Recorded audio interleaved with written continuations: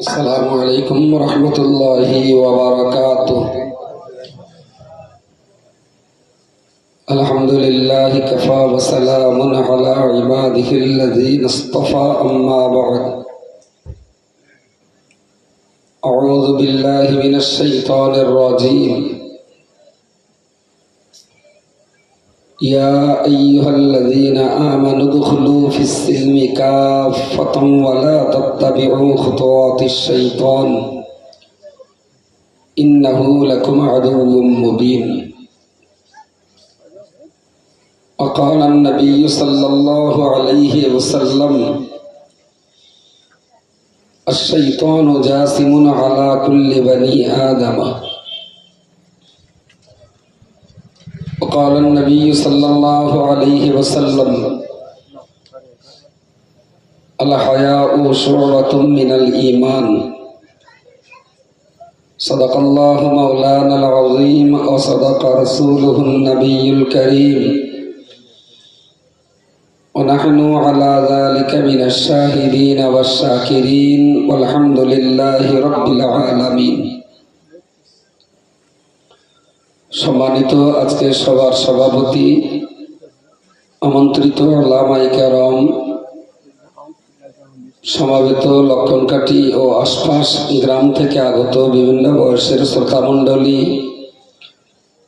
পর্দায় অবস্থিতা মা ও বোনেরা, আল্লাহ শুকরিয়া ও প্রিয় রাসূলের প্রতি দরুদ ও সালাম জানিয়ে খুব সংক্ষিপ্ত আকারে দুটো কথা বলার চেষ্টা করছি। মজলিসের মোটামুটি শেষ প্রান্তে আমরা এসে গেছি। কিছু কথা বলে দোয়া আর সওয়াব রেসানির মধ্য দিয়ে আমাদের মজলিস শেষ করা হবে।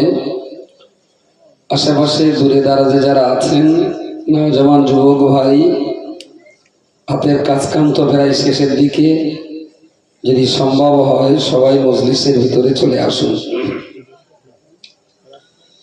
মাগরিব থেকে নিয়ে পর্যন্ত বেশ কয়েকজন আলেমে দ্বীনের মুখ থেকে অনেক গুরুত্বপূর্ণ কথা আপনারা শুনেছেন। যতটুকু সম্ভব মাথায় ধরে রাখুন এবং সময় মতো সেগুলোকে কাজে লাগাবার চেষ্টা করুন।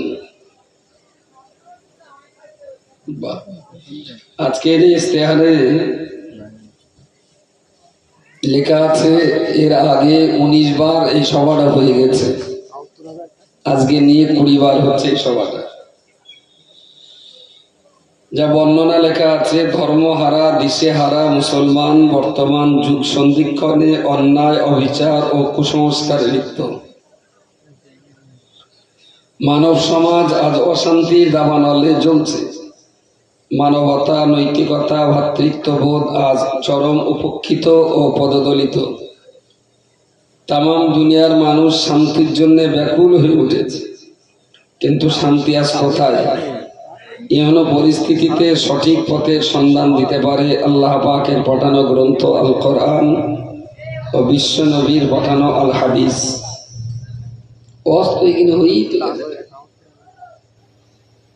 মুলসাবরা যা বলবে তা তো ইশতেহারে বলাই আছে। অতএব উক্ত নূরের উৎসদয় হতে নিজেকে আলোকিত করতে নির্ধারিত স্থান ধারিত সময়ে আপনি সবান্ধবে আমন্ত্রিত। আপনাদের উজ্জ্বল উপস্থিতি আমরা আন্তরিকভাবে কামনা করছি। আল্লাহ তৌফিক দান করুন। আহ্বায়ক লক্ষণকাঠি পশ্চিমপাড়া যুবক মন্ডলী, মাশাআল্লাহ। এখন এখানে যে সমস্ত বিষয় কেউ লিখেছে না প্রেসওয়ালা, এখন তো অন্যরকম হয়, শুধু বক্তাদের নাম করাতে দেয় সাল তারিখ সময়, মাঝখানে যা লেখার ওরাই লিখে মরে। প্রেসে দিলে ওরা মোটামুটি লিখে দেয়। এখন কেউ লিখে দে আর প্রেসওয়ালা নিজের থেকেই আর এক জায়গা থেকে কপি পেস্ট করে লাগিয়ে দিই। কথাগুলো খুবই গুরুত্বপূর্ণ। মানুষের অবিচার, কুসংস্কার এসব কিছু তখনই হয় যখন মানুষ সত্যিকারের অর্থে ধর্ম হারা হয়ে যায়।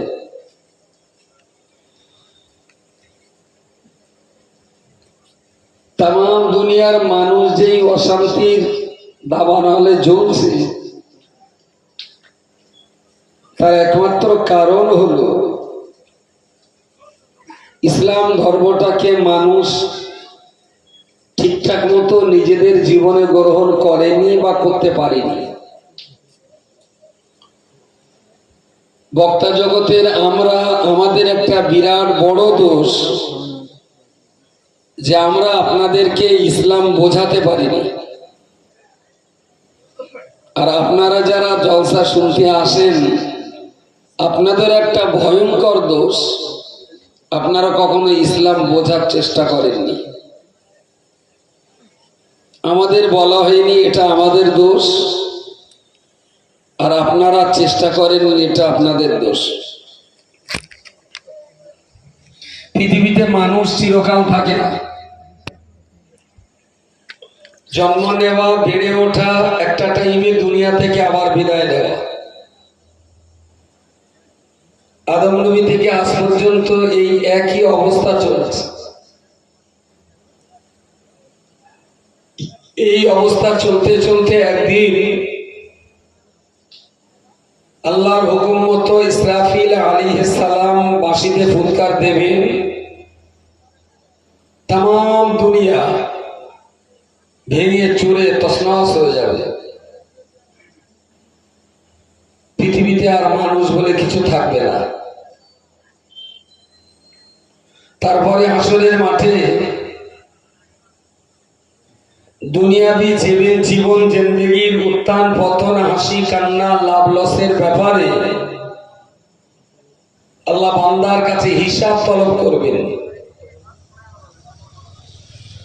30, 40, 60, 70, 80, 100 বছর বয়স দিয়েছিলাম।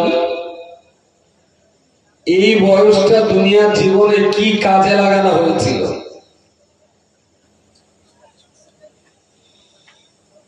আমরা খুব ভালোই জানি যে আমরা স্বাভাবিকভাবে একরকম থাকি, আবার যখন কোথাও কখন যাওয়ার ইচ্ছা করি তখন নিজেকে কিছুটা তৈরি করি। একটা মেয়ে সংসারে স্বাভাবিক জীবন যাপন করে, হঠাৎ বিকেলের পড়ন্ত বেলায় একজন উকিল এসে বললেন, সে একজনের গল্প করতে করতে তারা নিয়ে গেছে, তোমার মেয়েটা একটু দেখবে, তোরা দুজন এসছে, একটু মেয়েটা দেখাবা। তার মেয়ের বাপ বললো, তাতে আর অসুবিধে কি আছে?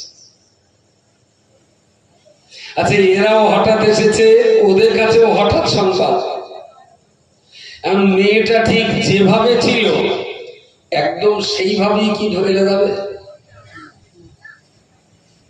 মেয়েটা এবে দেননি নাকি? হ্যাঁ, যতই হঠাৎ আসুক একদম মেয়েটা যে অবস্থায় ছিল, কানে শোনা মাত্রই মেয়ের বাপ ওই অবস্থায় কিনে যাবে। কি করবে? একটু সাজগোজ লাগবে। আসলে ও যেভাবে আছে, যেভাবে ছিল, যেভাবে বেড়াচ্ছিল, সংসারের কাজ কাম করে। এখন যদি ঘরবার দেখার ব্যাপারে কেউ মেয়েকে দেখতে আসে, নিশ্চয়ই তার একটু সাজগোজ, একটু সৌন্দর্যতা, একটু পরিষ্কার পরিচ্ছন্ন, একটু নতুন জামা কাপড় পাল্টে কিছু পরে নেওয়া, এগুলো খুব স্বাভাবিক ঘটনা, খুব স্বাভাবিক ঘটনা। আমি যদি জিজ্ঞেস করি 18-19 বছরের মেয়েটার বিয়ে দেব, 50-60 বছর পরের বাড়িতে সংসার করবে, এই মাত্র 50টা বছরের জন্য একটা বাড়িতে পাঠাতে হবে, তো তারা দেখতে এসেছে। আচ্ছা, দেখে শুনে যে পছন্দ করবেই এরকম কোনো গ্যারান্টি তো নেই। এখন দেখে শুনে যদি ওরা বলে মেয়ে পছন্দ হয়নি, তাহলে তো বলা উচিত যে ভাই পাউডার লেগেছে, সাবান লেগেছে, লিপস্টিক লেগেছে, কপালের ঠিক, পয়সাগুলো দিয়ে দাও, তোমার কাছে তো মেয়ে সাজিকা। তাহলে মেয়ে যদি তোমাদের পছন্দ না হয়, সাজগোজ করতে যা খরচ হয়েছে ওটা ফেরত দাও, দেবে? দেবে না, তাহলে সাজসজ্জা করলে ভগাস হয়ে গেল। মাত্র 40-50 বছর মেয়েটা সংসার করবে, যারা দেখতে এসেছে এরা আবার সাজগোজের পরেও দেখে শুনে পছন্দ নাও করতে পারে, এর পরেও সাজানোটা কিন্তু কমে না, আরো বেশি করে সাজানো হয়। দোষ আগের দিন তুই দেখি যে ঠোঁটে লিপস্টিক দেওয়া হয়, ঠোঁট ঠোঁট গুলো কিরম হাসা খেলা নেবে না দেখাচ্ছে, আজকে একটু ভালো করে লিপস্টিক টিকতে দা, তার মানে পয়সা আরো বেশি খরচা যাতে চয়েসফুল হয়। একটা মেয়ের বিয়ে দেওয়ার জন্য ঘর বাদ দেখাতে যদি এতটা সাজগোজ করতে হয়, জান্নাতে যাওয়ার জন্য আপনি কি সাজগোজ করেছেন একটু বলবেন আমার? যে আমি মোটামুটি এই ড্রেস ট্রেস করে রেডি হয়ে আছি, আল্লাহ দেখে শুনে আমার পছন্দ করবে, বলবে মাতিন তোমার দারুণ দেখাচ্ছে, এদিকে আনাচে কানাচে না দেখে আমার জান্নাতে চলে। জান্নাতের জন্য কি গোছগাছ করেছেন আপনি? আল্লাহ নবী মুহাম্মদুর রাসূলুল্লাহ সাল্লাল্লাহু আলাইহি ওয়াসাল্লামকে সাহাবীগণ জিজ্ঞেস করে বললেন, ইয়া রাসূলুল্লাহ ইয়া হাবিবাল্লাহ, কিয়ামত কেমন হবে, জাহান্নামের শাস্তি কেমন হবে? সব কিছু জিজ্ঞেস করার পরে রাসূলুল্লাহ সাহাবীকে জবাব দিলেন, ও বাবা সাহাবী, তুমি যে আল্লাহর জাহান্নামের আযাব গজব শুনতে চাইছো, কিন্তু তার আগে আমি তোমার কাছে জানতে চাইছি আল্লাহর জাহান্নাম থেকে বাঁচার জন্য তুমি কাজটা কি করেছো? তুমি তো বলছো জাহান্নামের আযাব গজব শাস্তি কিরকম হবে, তা তুমি আমার কাছে জাহান্নামের গজব শুনতে চাচ্ছ, আযাবের কথা শুনতে চাইছো, কিন্তু জাহান্নামের আযাব থেকে বাঁচার মতো তোমার সামান কি জোগাড় হয়েছে? হুটপাট করে জান্নাত চাইলাম আর আল্লাহ জান্নাত দিয়ে দিলেন, ব্যাপারটা ঠিক অতটা সোজা হবে না। জান্নাতে যাওয়ার জন্য যে পোশাক, যে চরিত্র, যে আদর্শ, যে নীতি নৈতিকতা, সেটা তো আমার ভিতরে থাকা চাই। সুতরাং জান্নাত চাইলাম আর পেয়ে গেলাম, ব্যাপারটা এমনটা নয়। জান্নাতে থাকার মতো নিজেকে খুব উপযুক্ত করে গড়ে তুলতে হয়। জান্নাত তো মুসলমানদের বাবা কেলে সম্পত্তি, এটা অস্বীকার করা যাবে না। আমাদের আদি পিতা আদম আলাইহিস সালাম কোথায় জন্ম হয়েছিল? তার জান্নাতের ভিতরে। তো আদম নবীর যদি জান্নাতের ভিতরে জন্ম হয় আর আমরা তার ছানা বলা, সেই সুবাদে আমি বলতেই পারি যে জান্নাত আমার বাবা গেলে সম্পত্তি। এখন কেউ যদি বলে যে আমি আদমের ছেলে না, আমি বাঁদরের ছেলে, তাহলে সেটা তার নিজস্ব ব্যাপার। ডারউইনের একটা থিওরি আছে না, যে মানুষ বাঁদর থেকে তৈরি, মানুষ বাঁদর থেকে তৈরি। ডারউইনের থিওরি অনেক মানুষ এখনো বিশ্বাস করে। আমার চাই বলুক আর তাই বলুক, আমার যদি বলে তুমি কের জাত, আমি বলবো আমি মানুষের জাত। আর যিনি বলেছেন বাঁদর থেকে মানুষ তৈরি, তারা যদি বলে ভাই তুমি কিসির জাত, তাহলে কি বলবে? আমি বাঁদরের জাত।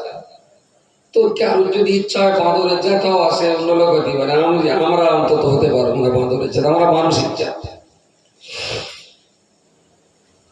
তো আমাদের পূর্বপুরুষ, আমাদের শুরু তো নবী আদমকে দিয়ে, তিনি আমাদের বাবা, তার তৈরিও হয়েছিল জান্নাতের ভিতরে। কোন না কোন বাহানায় আদম দুনিয়াতে এলেন। দুনিয়াতে এসে জান্নাতে যাওয়ার জন্য আদম না পাগল হয়ে যাবে। বিশ্বাস করুন, 40 দিন 45 দিন হাজিরা হজে থাকার পর যখন হজ হয়ে গেল, ওমরা হয়ে গেল, মদিনা শরীফে রাসূলুল্লাহর মাজার জিয়ারত হয়ে গেল, তখন একটু মনে মনে হয় একটু বাড়ি না যেতে পারলে, অনেকদিন কচি কটারে দেখা হয় না, একটু আসার জন্যে মনটা একটু চায়। 40-45 দিন হয়ে গেছে তো, এবারে বাড়ি এসে 2 দিন 3 দিন 4 দিন আত্মীয় স্বজন যতক্ষণ দেখাশোনা করে, লোক আসে, ভালো মন্দ খবর নেয়, সপ্তাহখান পরেই যখন একটু একা একা হয় হাজি সাহেব, তখন একদম ভালো লাগে না, একদম ভালো লাগে। তখন মনে করে যে আবার একটুখানি মদিনায় যেতে পারলে এ তো ঠিক ভালো জায়গা না। তো মদিনায় কত শান্তি। এমনি লোকে যে বলে সোনার মদিনা, একেবারে সত্যি সোনার মদিনা। চলন, ঘোরাফেরা করা, বাজারঘাট করা, খাওয়া দাওয়া করা, সেই সঙ্গে মসজিদে নববীতে সময় মতো একটু নামাজ পড়া, মাঝে মাঝে রাসূলুল্লাহর মাজার জিয়ারত করা, হুজুরের কবরের ধারে দাঁড়িয়ে একটু আসসালাতু ওয়াসসালামু আলাইকা ইয়া রাসূলুল্লাহ। তো ওখান থেকে অনেকদিন হয়ে গেলে একটু মনস্থির হয়, বাড়ি আসার জন্য হাজি সাহেবদের বিরাট আনন্দ হয়। গোছ গাছ করে মোয়াল্লেম বলে দিলে সকাল 11টায় গাড়ি লাগবে, হাজিরা দেখো 9টার সময় ব্যাগটাকে রেখে সব নিচে দাঁড়িয়ে হাজির। বলে হাজি সাহেব গাড়ি তো ছাড়বে 9টায়, এত সকাল সকাল? তাহলে খোকা একটু মানে বাড়িতে মন টেনে যায়, একটু হেসে দিলে এক ফিনকি। ঠিক আসার পরে 10-15 দিন পরে আমি ফোন করেছিলাম, চাচা খবরটা আর কি? তাহলে খোকা আবার কবে যাবা? আমি 11টার সময় বাস ছিল, তুমি তো 9টায় মিলে আবার যাওয়াটার মনে তো খোকা একদম ভালো লিখতেছ না। সত্যি সত্যি তাই। সমস্ত পরিবেশটাই তো মানুষের একেবারে ইতিবাচক পরিবেশ, দারুণ সুন্দর পরিবেশ। তো মদিনা শরীফ থেকে ঘুরে বাড়ি এসে যদি আবার মদিনায় যাওয়ার জন্য মন যদি ব্যাকুল হয়, যা আদম নবী তো জান্নাত থেকে ঘুরে এসে দেবিছে তো জঙ্গলে, তার মনটা তাহলে কত অস্থির হচ্ছিল। মদিনা শরীফ তো নবীর এশকে মহব্বতে আমাদের একটা টান থাকে, এটা স্বাভাবিক। কিন্তু ওখান থেকে যদি জান্নাত তুলনা করা যায়, মদিনা শরীফে নবী আছেন, এটা আমাদের আত্মিক শান্তি, আত্মিক শান্তি। কিন্তু দেহের শান্তির জন্য মদিনার খাবারও খেতে হয়, মদিনার ঘরে শুতে হয়, মদিনার খেজুরও খেতে হয়, তা নাহলে দেহ ঠিক থাকে না। এই সমস্ত ব্যাপারে তো জান্নাতের ভেতরে তো কোনো ঘাটতি নেই। আল্লাহ নবী আদম আলাইহিস সালাম জান্নাত থেকে দুনিয়ার জমিনে যখন এসেছিলেন, নিজের 360 বছর ধরে রব্বানা যালামনা আনফুসানা ওয়া ইল্লাম তাগফির লানা ওয়া তারহামনা লানাকুনান্না মিনাল খাসিরিন। 360 বছর ধরে আল্লাহর কাছে যতদিন তিনি কান্নাকাটি করছিলেন ক্ষমার জন্য, আল্লাহ রহমত পাওয়ার জন্য, দীর্ঘদিন ধরে তিনি কান্নাকাটি করলেন। আল্লাহ পাকের দয়া হলো, আদম নবীকে আমার আল্লাহ কবুল করে নিলেন। আদমের লানাকুনান্না মিনাল খাসিরিন। আল্লাহ আপনি যদি আমার তওবা কবুল না করেন, আমি আদম ধ্বংস হয়ে যাব। আল্লাহ তওবা কবুল করে নিলেন, আদম নবীকে আবার রহমতের কোলে জায়গা করে দিলেন। এবারে যখন আদম নবীকে আল্লাহ তার রহমতের কোলে জায়গা করে দিলেন, নবী আদম আলাইহিস সালাম এবার জান্নাতের কথা স্মরণ করে আল্লাহ নবী আদম তো উন্মাদ হয়ে গেলেন। আল্লাহ ছিলাম কোথায় আর আছি কোথায়? আল্লাহ আমার এই জান্নাত আবার দাও, আমি এই দুনিয়ায় মোটেই থাকতে পারছি না। এখানে খেয়ে সুখ নেই, পরে সুখ নেই, ঘুমিয়ে সুখ নেই, কথা বলে সুখ নেই, যেদিকেই তাকাচ্ছি শুধু অস্বস্তি, শুদ্ধ অস্বস্তি। জান্নাতের ভিতরে কোনো অস্বস্তি খৈনি থাকবে না বলা জান্নাতে? বিনা খৈনিতে থাকা যাবে? থাকা জান্নাতের ভিতরে বিড়ির দোকান নেই বলো? সামনের মাসে কি সুন্দর সেই রাত 3টের সময় সেই দিকে সারাদিন বলারটা বিড়ি খাবে, সারাদিন একটাও খাবে না। সন্ধ্যেবেলা মসজিদে যখন ফেরবে, তাহলে রাস্তায় মশা বাস করাই দুষ্কর, এত পরিমাণ ধোঁয়া উড়বে, মনে হবে যেন কয়লার ট্রেন পাকা রাস্তাতে যাচ্ছে। এত পরিমাণ ধোয়া।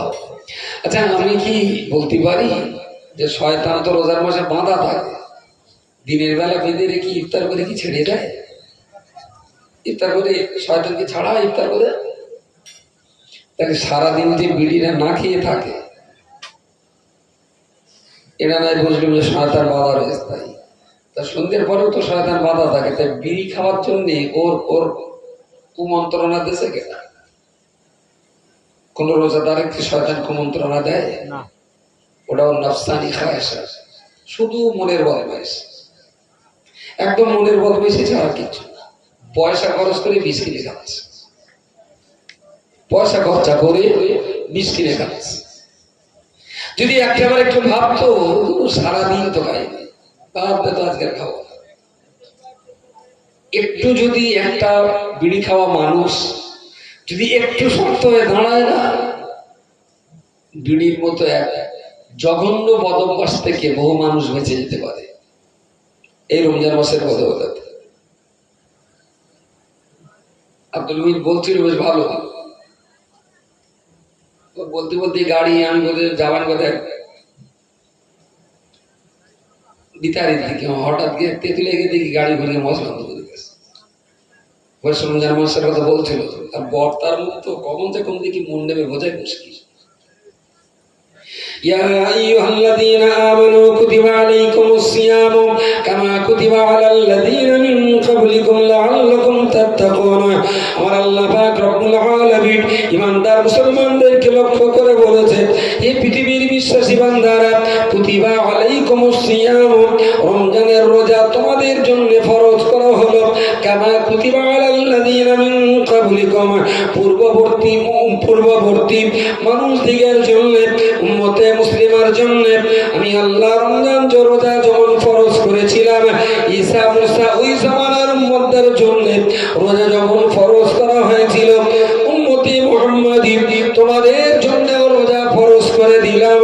তবে এই জন্যই ফরজ করেছি লাআল্লাকুম তাত্তাকুন, যাতে করে রমজান মাসের মধ্য দিয়ে তোমরা খোদা ভীরু আল্লাহ ওয়ালা পরেজগার হতে পারো। সুবহানাল্লাহ। লাআল্লাকুম তাত্তাকুন, শায়দকে তো মুত্তাকি বান যাও। রমজানের এই রোজাটা হলো একটা প্র্যাকটিসের মাস, অধ্যাবসায়ের মাস, নিজেকে ভালো করে তৈরি করার মাস। পূর্ব জামানার নবীদের কারোর যুগে একটানা 30টা বা 1 মাস রোজা ছিল না। প্রত্যেক নবীর রোজা ছিল, কিন্তু একটানা 1 মাস কোন নবীর জামানায় ছিল না। কোন নবীর জামানায় 12 মাস, এ মাসে 3টি, ও মাসে 2টো, এ মাস ফাঁকা, পরের মাসে 3টে, এইরকম রোজা ছিল, ধারাবাহিকতা ছিল। আবার কোন উম্মতের জন্য রোজার সময় খাওয়া দাওয়া যায়, কথা মুখ বন্ধ রেখে রোজা করে, তুমি যা ইচ্ছা তাই কথা বললি। এখন খালি যারা রোজা ভাঙে, আগেকার একটা জমানায় কথা বললি রোজা ভেঙে। আমার মাঝে মাঝে মনে হয় যে আমাদের ওই জবান বন্ধ করার রোজা যদি আল্লাহ দিত, মানুষ এত পরিমাণ বকে, এত পরিমাণ অযথা বকবে, সে কথা ভাষায় করা যায়। ভাই, খাওয়া বন্ধ করে থাকা যতটা সহজ, কথা বন্ধ করে থাকা বলো অতটা সহজ না, অতটা সহজ না। কোন নবীর জামানায় সে যুগের মানুষ বড্ড বকাটে ছিল, বড্ড বকাটে। আল্লাহ দেখলেন যে ওদের এই যে পরিমাণ বকা বকতে চলে, যদি এই বকতেই থাকে তাহলে জাহান্নাম ছাড়া কোনো লাইন নেই, ওইটা বকা কম করতে হবে। তা আল্লাহ রোজা দিয়ে বললেন, রাত 3টে থেকে সন্ধ্যে 6টা পর্যন্ত কথা বলতে হবে। ভাত খাও, রুটি খাও, গোস্ত খাও, ডাল খাও, পরোটা খাও, যা ইচ্ছা তাই খাও, কথা বললি রোজা ভেঙে যাবে। ওর জন্য আবার পরে এই রোজা কাদা করতে দেবে। আচ্ছা, জিভে তো 2টো কাজ হয়। জিভের একটা কাজ কথা বলা, আর একটা কাজ খাওয়া।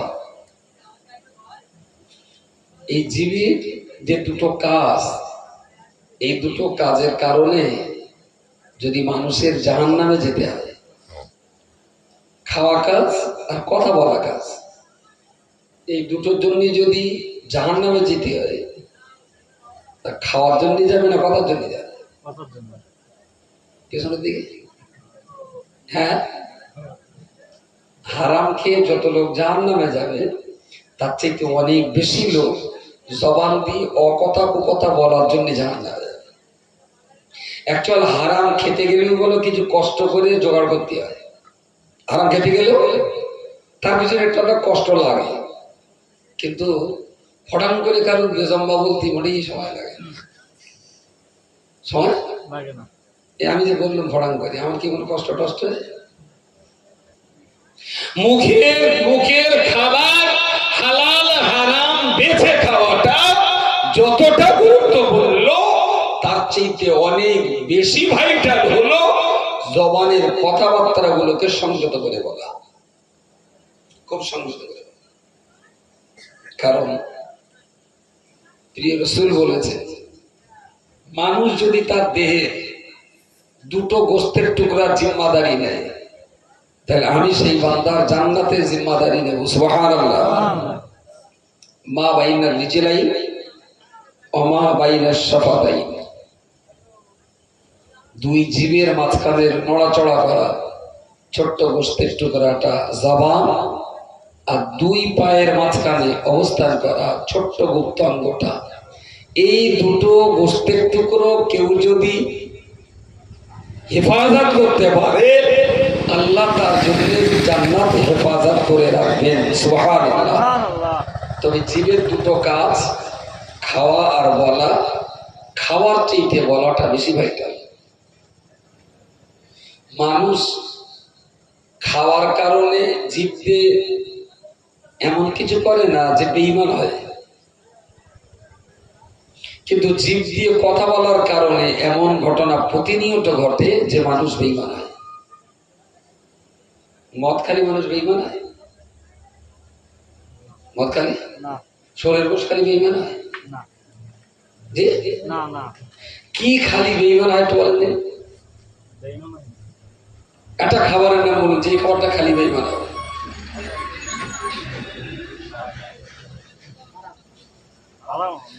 এমন কিছু খাদ্য খোরাক হালাল হারাম এমন কোন খাবার নেই যে খাবারটা খেলেই মানুষ বেঈমান হবে।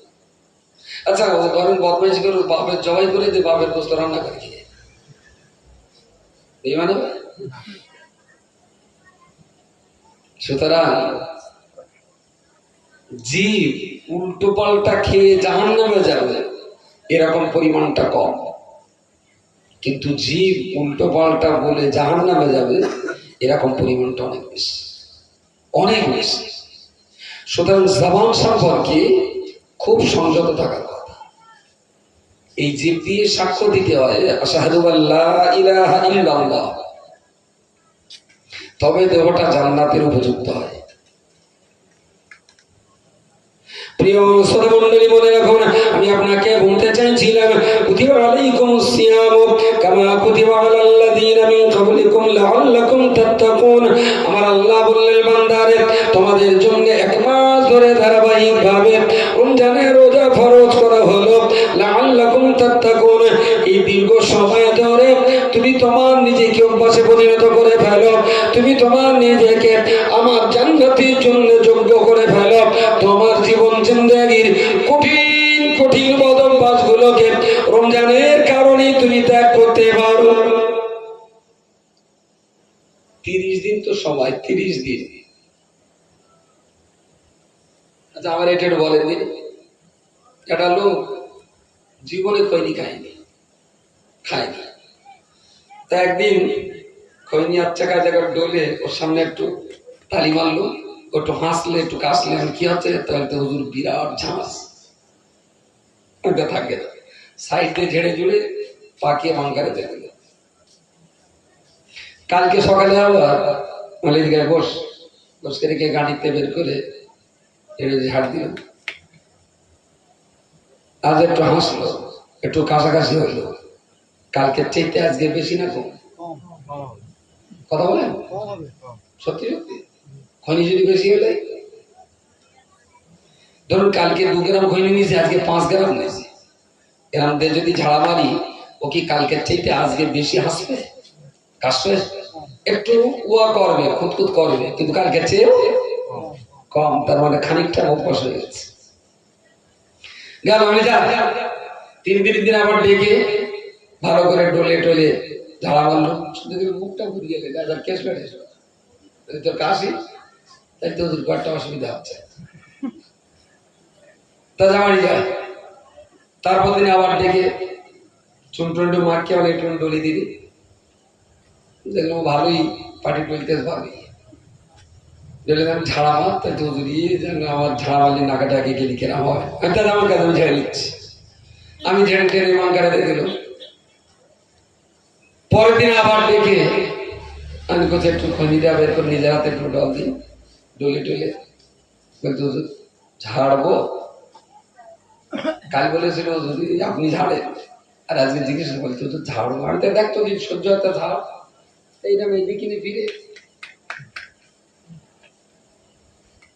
কি হচ্ছে, ঝাঁস লাগে তাদের বাঁধতে পুজো দেওয়া মারা দিলে যাওয়ার যায়।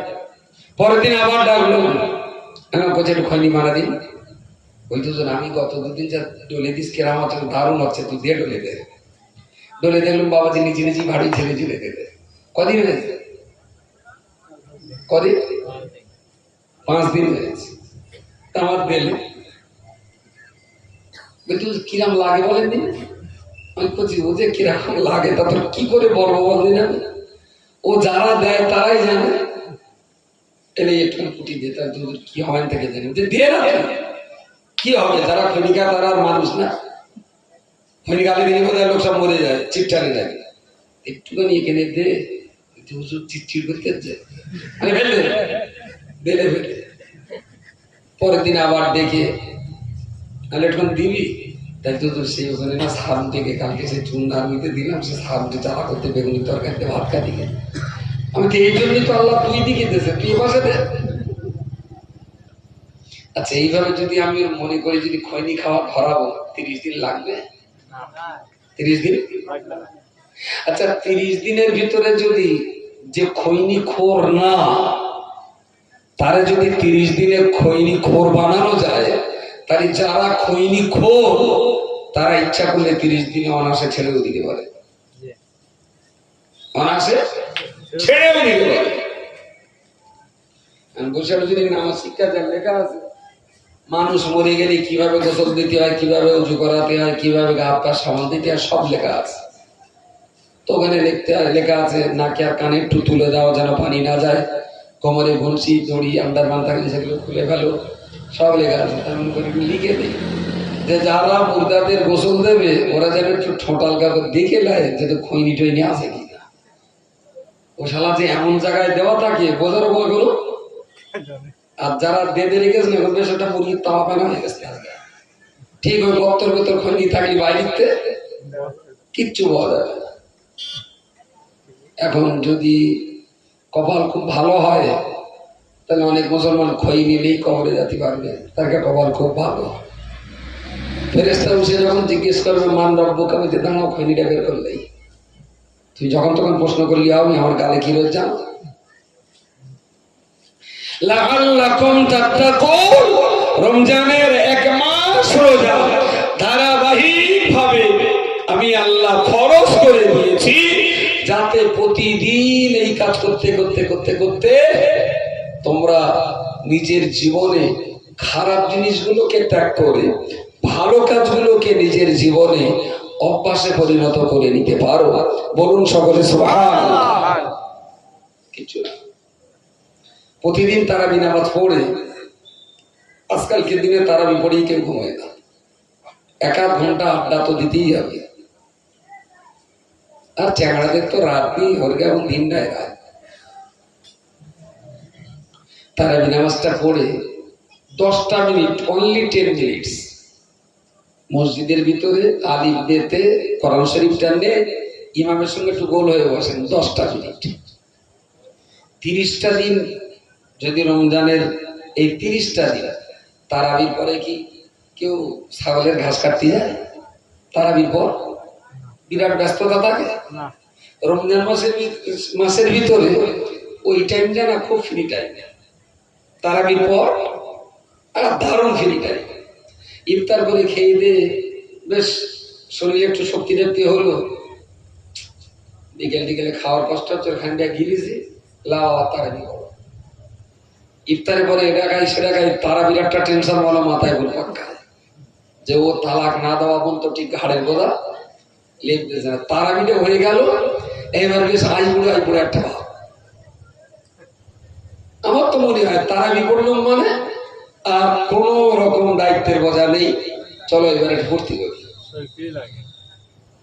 এই সময়টাও যদি প্রতিদিন 10টা করে মিনিট যদি একটা মুসলমান কোরআনটা পেড়ে যদি ইমামের কাছে বসে, রমজানের 30 দিন মানে 3 10 300 মিনিট, 300 মিনিট 300 মিনিট যদি একটু বসে না, আমি রক্ত দিয়ে লিখে দিতে পারি ওর জিন্দেগিতে কোরআন নিয়ে বসাটা অভ্যাসে পরিণত হয়ে যাবে। রমজান পেরিয়ে যাওয়ার পরে একটা দিন যদি কোরআন নিয়ে না বসেন, ওর হাত পাটা অস্থির হবে। এটা মনে হয় কি একটা অভাব, কিছু একটা যেন কষ্ট হচ্ছে, কিছু একটা যেন ক্ষতি হয়ে যাচ্ছে। কি না আজকে কোরআন নিয়ে বসা হয়নি। লাআল্লাকুম তাত্তাকুন, ধারাবাহিক ভাবে 30 দিন ভালো কাজগুলো করলে পরে মানুষের জিন্দেগিতে একটা অভ্যাসে পরিণত হয়। কিন্তু খুবই দুর্ভাগ্য আমাদের, রোজার আগেও লোকটা বিড়ি খেত, রোজার মাসেও বিড়ি খেয়েছে, রোজার পরে গিয়ে আবার সেই একই বিড়ি খেয়ে যাচ্ছে। তাহলে লাআল্লাকুম তাত্তাকুন, যে রমজানের কারণে তোমরা মুত্তাকি পরেজগার হবে, সেইটা ঠিক পাওয়া যাচ্ছে না। সম্ভবত রোজার ফজিলত থেকে আমরা বঞ্চিত হচ্ছি। রোজার ফজিলত ঠিকঠাক মতো আমাদের জীবনে কাজে লাগছে না। তাহলে রমজান মাস তো মানুষকে ভালো মানুষ তৈরি করে দিয়ে যাওয়ার মাস। প্রিয় শ্রোতা মণ্ডলী, মনে রাখুন আল্লাহ নবী মুহাম্মদুর রাসূলুল্লাহ সাল্লাল্লাহু আলাইহি ওয়াসাল্লাম তিনি তার সাহাবীদেরকে লক্ষ্য করে বলেছেন, হে আমার প্রিয় সাহাবীগণ, আমি আল্লাহর কাছ থেকে শুনতে পেরেছি, আল্লাহ পাক আমায় জানিয়ে দিয়েছেন as-sawmu li wa ana ijza bihi, আল্লাহ পাক আমায় জানিয়ে দিয়েছেন যে রোজা আমার জন্য আর আমি আল্লাহ স্বয়ং রোজাদারের জন্য। সুবহানাল্লাহ, জোরে বলেন সুবহানাল্লাহ। নামাজ, যাকাত, হজ এই সমস্ত ইবাদতের আল্লাহ কিছু পুরস্কার দিয়েছেন, আর রোজার পুরস্কার দিতে যে আল্লাহ বলেছেন রোজার আর অন্য পুরস্কার না, রোজাদার আমার জন্য আর আমি আল্লাহ রোজাদারের জন্য, এটাই রোজাদারের পুরস্কার। সুবহানাল্লাহ। আচ্ছা, এই যদি হয় রোজার আদর্শ, রোজার পাওনা, রোজার বরকত আর ফজিলত, কিন্তু এই রোজাটা কি শুধু খাওয়া বন্ধ করে জিভ সেটু মারা করার জন্য রোজা? আমি দেখেছি রোজার সময় বিকেল বেলায় মোড়ের মাথায় বাচ্চা কাচ্চা মোবাইল নিয়ে মুদাম চালাচ্ছে, অথচ রোজা আছে। অ্যাকচুয়াল রোজা তো শুধু জবানের রোজা না, রোজা তো শুধু গালের শাস্তি দেওয়ার রোজা না, রোজা তো রাখতে হয় গোটা দেহটাকেই পুড়িয়ে জ্বালিয়ে একটু সারকা করতে হয়। রে মিম দদ নুন রম দদ দুপেশ রমদুন, রমদুন শব্দের অর্থ একটু বলে, কি যে করি ভাই। যারা চিস্তিয়া তরিকার সবকে বসে গেছেন, একটুখানি সবকটা বাঁধবে না, এবার কাদরিয়া তরিকা ধরে কথা বলা যায় না। বেশ কজন চিস্তিয়া তরিকার নবী আসবাতের থেকে আছে, ও তো মাশাআল্লাহ একটা 10 আর খুব বেশি মিনিট 10 কথা বলবো, তারপরে 10 শ্রেণী হবে। ঘুমাবেন না প্লিজ, জানি আপনাদের কষ্ট হচ্ছে, তা আমাদের দোষ। এখানে তো সাইনবোর্ডটা তো দেখলেন, সে ওপরতে পড়ে নিচে মতো যাচ্ছে, যেতে উপরে নামা ওর ভুল হয়ে যাচ্ছে। লক্ষ বলছে, এত বক্তা দিয়ে এত লং টাইম হয় না। এরা গ্রামের জলসা, জামিয়ার সময় সারা রাত হয়, জামিয়াতে রাত 10টার পরেও লোক আসে, এক আসে এক যায়, যেতে যেতেও শেষ প্রান্তে 2-3 হাজার লোক থাকে। এখন পুরো চাঙ্গা, সে একটা আলাদা বাজার থাকে বলেই চাঙ্গা থাকে মানুষ। আর এই সমস্ত জায়গায় তো পার্টি মনে হচ্ছে ইউক্রেনের যুদ্ধে যাচ্ছে।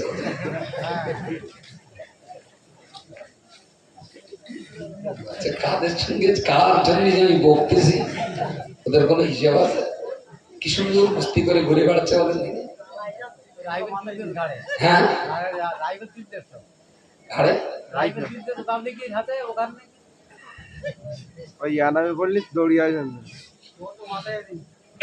ওরা যদি ইসলামটা একটু বুঝতো তাহলে নিশ্চয়ই ওদের কাছ থেকে এই আচরণ আমাদের দেখতে হতো না। দোষ ওদের না, দোষ আমাদের। ইসলামের সাথে তো এই বাচ্চাদেরকে আমরা কোনো পরিচয়ই করাইনি, কোনো পরিচয় করাইনি। তোরা জানে না, এতে ওদের দোষ দিয়ে লাভ আছে। যাক যাক, কি বলছিলাম যেন শেষ কথাটা? ও, রোজা। রোজা শুধু জিহ্বার গালের রোজা নয়, চোখ দিয়ে যদি শরীয়তের কিছু নিষিদ্ধ জিনিস দেখা হয় তাহলে চোখের রোজাটা শেষ। হাত দিয়ে যদি শরীয়তের প্রথম নিষিদ্ধ জিনিস যদি করা হয় তাহলে হাতের রোজাটা শেষ। অন্তর দিয়ে মন দিয়ে যদি কোনো খারাপ পাপ বা কুচিন্তা করা হয় তাহলে মনের রোজাটা শেষ। পা দিয়ে যদি কোনো পাপের কাজে বাড়ানো হয় তাহলে পার রোজাটা শেষ। মধ্যে পড়ে শুধু কষ্ট পাচ্ছে গালটার পেটটা, যত দোষ নন্দ ঘোষ। সত্যি যদি রোজা করতেই হয় তাহলে একটু সতর্কতা, যে রোজা অবস্থায় হাত দিয়ে যেন কোনো গোনার কাজটা না করে ফেলি। আপনি দাড়ি কাটেন, আপনি এখন দাড়ি রাখেন কি? দাড়ি রাখা ফরজ, দাড়ি কাটা হারাম। এখন রমজান আসার আগেও আপনি দাড়ি কেটেছেন, এখন রোজার মাসে তো দাড়ি কাটতে হবে। অন্য মাসে দাড়ি কাটা হারাম, রমজান মাসেও দাড়ি কাটা হারাম। মধ্যে পড়ে রোজা অবস্থায় যদি দাড়ি কাটে, এদিকে কাটার জন্য হারামটাও হলো, আর রোজা রেখে হারাম কাজ করার জন্য রোজাটাও অত্যন্ত দুর্বল হয়ে গেল। লাইন বলে দিতে পারবেন, তোমার কাছে ফতোয়া আছে, দাড়ি রাখুন, রাখলি না ভালো। আর যদি মনে করেন রোজার মাসে কাটতেই হবে তাহলে দয়া করে রোজা হালাতে না কেটে সন্ধ্যার পরে কাটবে। এই ফতোয়াটা বিরাট ছড়া হয়নি। মতিন সাহেব বলেছে, মাতির সাহেব বলেছে রমজান মাসে ইফতার করে দাড়ি কাটা যাবে। বুঝতে পারেন না? কচি জানে এটা হেডলাইন করে দিও না, তুঙ্গা চালায় আমাকে বিরাট ভয় লাগে। কখন কোন মেয়ে লোকের ঘাড়ে হাঁটতে যাওয়ার ফটো বের করতে পারেন তার ঠিক নেই। এরা অনেক কিছু পারে। রমজান মাসে অন্য মাসে দাড়ি কাটলেও হারাম, রোজার মাসেও কাটলে হারাম, কিন্তু রোজা হালাতে হারাম কাজ করার জন্য আপনার রোজার ফজিলত থেকে আপনি বঞ্চিত হচ্ছেন। গোনা দিনের বেলা কাটলেও হবে, রাতে কাটলেও গোনা হবে। গোনা হচ্ছে সে তো এমনি হবে, করবেন আপনি, অন্তত রোজাটা ঠিকঠাক হোক। তারাবি পড়ে কি কাটেন না? রোজা অবস্থায় কাটেন না। এই যে রোজা অবস্থায় হাত, চোখ, মুখ, মন, মস্তিষ্ক, অন্তর, পা, এদেরও যে রোজা হয়, এদেরও যে রোজা করাতে হয়, এইটা ভুলে গেছি। ভুলে গিয়ে সমস্ত কাজ করছি, শুধু জিভ আর পেট শাস্তি পাচ্ছে রাতের জন্য। এই রোজায় কখনো রোজাদার পরেজগার হয় না, কখনো বত্তাকি হয় না। লাআল্লাকুম তাত্তাকুন, ধারাবাহিক ভাবে 1 মাস রোজা করে তোমরা যে পরেজগার আল্লাহওয়ালা খোদা ভীরু বান্দায় পরিণত হবে, এই শর্ত তখনই পূরণ হবে যখন গোটা দেহের রোজাটা আমরা আদায় করতে পারবো। চেষ্টা করুন। 30টা দিন বলো জীবনের অনেক লম্বা চড়া টাইম। যদি মনে করেন কোরআনটা শিখবো, মানুষ সারা বছর কাজ করে কিন্তু তুলনামূলক রমজান মাসে কাজটা অনেক কম করে। কঠিন কঠিন কাজ না, যারা রোজাদার ঠিক রোজার আগের দিনের ভেতরে কঠিন কঠিন কাজ বেশিরভাগ করে ফেলে, যে রোজার সময়টা একটু কাজ কাম কম করবো। ভালো তো, আপনার নিয়ত, আপনার উদ্দেশ্য খারাপ না, এই রোজার মাসে যখন কাজ অন্য মাসের তুলনায় কম থাকে, রোজার মাসে ফের ইবলিস শয়তান আবার বাঁধাও থাকে। যদি এই মাসে কেউ হেদায়েত না হয়, এই মাসে যদি ইসলামের পথ না পায়, তাহলে রোজা পেরিয়ে গেলে আবার 1 বছর, আবার 1 বছর। যদি মন হয় যে এখনো তো 5 ওয়াক্ত নামাজ ধরিনি, ইনশাআল্লাহ এবার রমজান থেকে 5 ওয়াক্ত নামাজ প্রথম দিন মাগরিব থেকে শুরু হবে, আর 5 ওয়াক্ত নামাজ কাজা করবো না। কিন্তু দেখবেন 30 দিন ও যখন পড়ে পড়ে অভ্যস্ত হয়ে যাবে, ঈদের দিনেও সে নামাজ পড়বে, তারপরেও তার নামাজ থেকে যাবে। এ তো নিজেকে প্র্যাকটিস করে করে ওরে কি কায়দায় খৈনি খাওয়ানো দেখলেন না? খৈনি ওই কায়দায় সব ভালো হয়ে যাবে, একই কায়দায় ভালো হবে, কোনো অসুবিধা নেই। প্রিয় শ্রোতা মণ্ডলী, মনে রাখুন, আমার কলিজার টুকরা ছোট্ট সন্তান বাচ্চা ছেলেটা অত্যন্ত দৌড়ে বেঁধে দারুণ সুন্দর করে আদব আখলাকের সঙ্গে মানুষ করার চেষ্টা করছি। সবার সময় সে বলে আল্লাহুম্মা বিইসমিকা আমুতু ওয়া আহইয়া, খাওয়ার সময় বিসমিল্লাহ বলে, ডানা দিয়ে খায়। প্রত্যেকটা কাজে কিন্তু অভ্যাস করিয়েছি আমি। আমার কচি বাড়ির সামনে একটা বাড়ি আছে, রাস্তার লোক, আমাদের প্রতিবেশী, তা সে একদিন হাত পেতেছে, আর আমার কচির ওর গালে ওর হাতে দিয়েছে, কোলে গেছে। আমার গিন্নি তো বাইরেতে দেখে ফেলেছে। তা আমি আবার আমার সেই চাচার কাছে, চাচা আমি চলে যাচ্ছি, কচি তোমার বউর কাছ দিয়ে দিয়ে গেলি। তাহলে ঠিক আছে, আমি চলে গেছি। এইবার বাড়ি এসে আর গিন্নির মেজাজ কি, কচির অঙ্গের কোলে দিলেন কেন? ভালোই তা ছেলেটা নয় আমাদের কোম্পানিতে প্রোডাকশন, তাই বলে কারোর কি ভাগ নেই? তোরা যদি আমাদের কাছে একটু কোলে নেয়, তাতে তো তোরও আনন্দ হওয়া উচিত, আমারও আনন্দ হওয়া উচিত। তাদের কোলে লেছে লেগে যায়, কচির লেতা সেরাম চুমু খাচ্ছে। একদিন বরং তা বাচ্চা মানুষ চুমু খেয়েছে না, আমার এটা তো মেয়ে না ছেলে, ও কি ধর্ষণ করেছে? তুই যেরাম মেজাজ দিচ্ছিস মনে হচ্ছে নাঙ্গা ছেলে ধর্ষণ করেছে। তাহলে আপনি জানেন? আমি জানি না মানে তুই কি বলতে চাচ্ছিস খুলে বল। চাচাকে বিড়ি খায় জানেন, আর ওই বিড়ি খাওয়া গাঁতে কচির গালে শুধু চুমু খাচ্ছে। এ তো মারাত্মক কথা।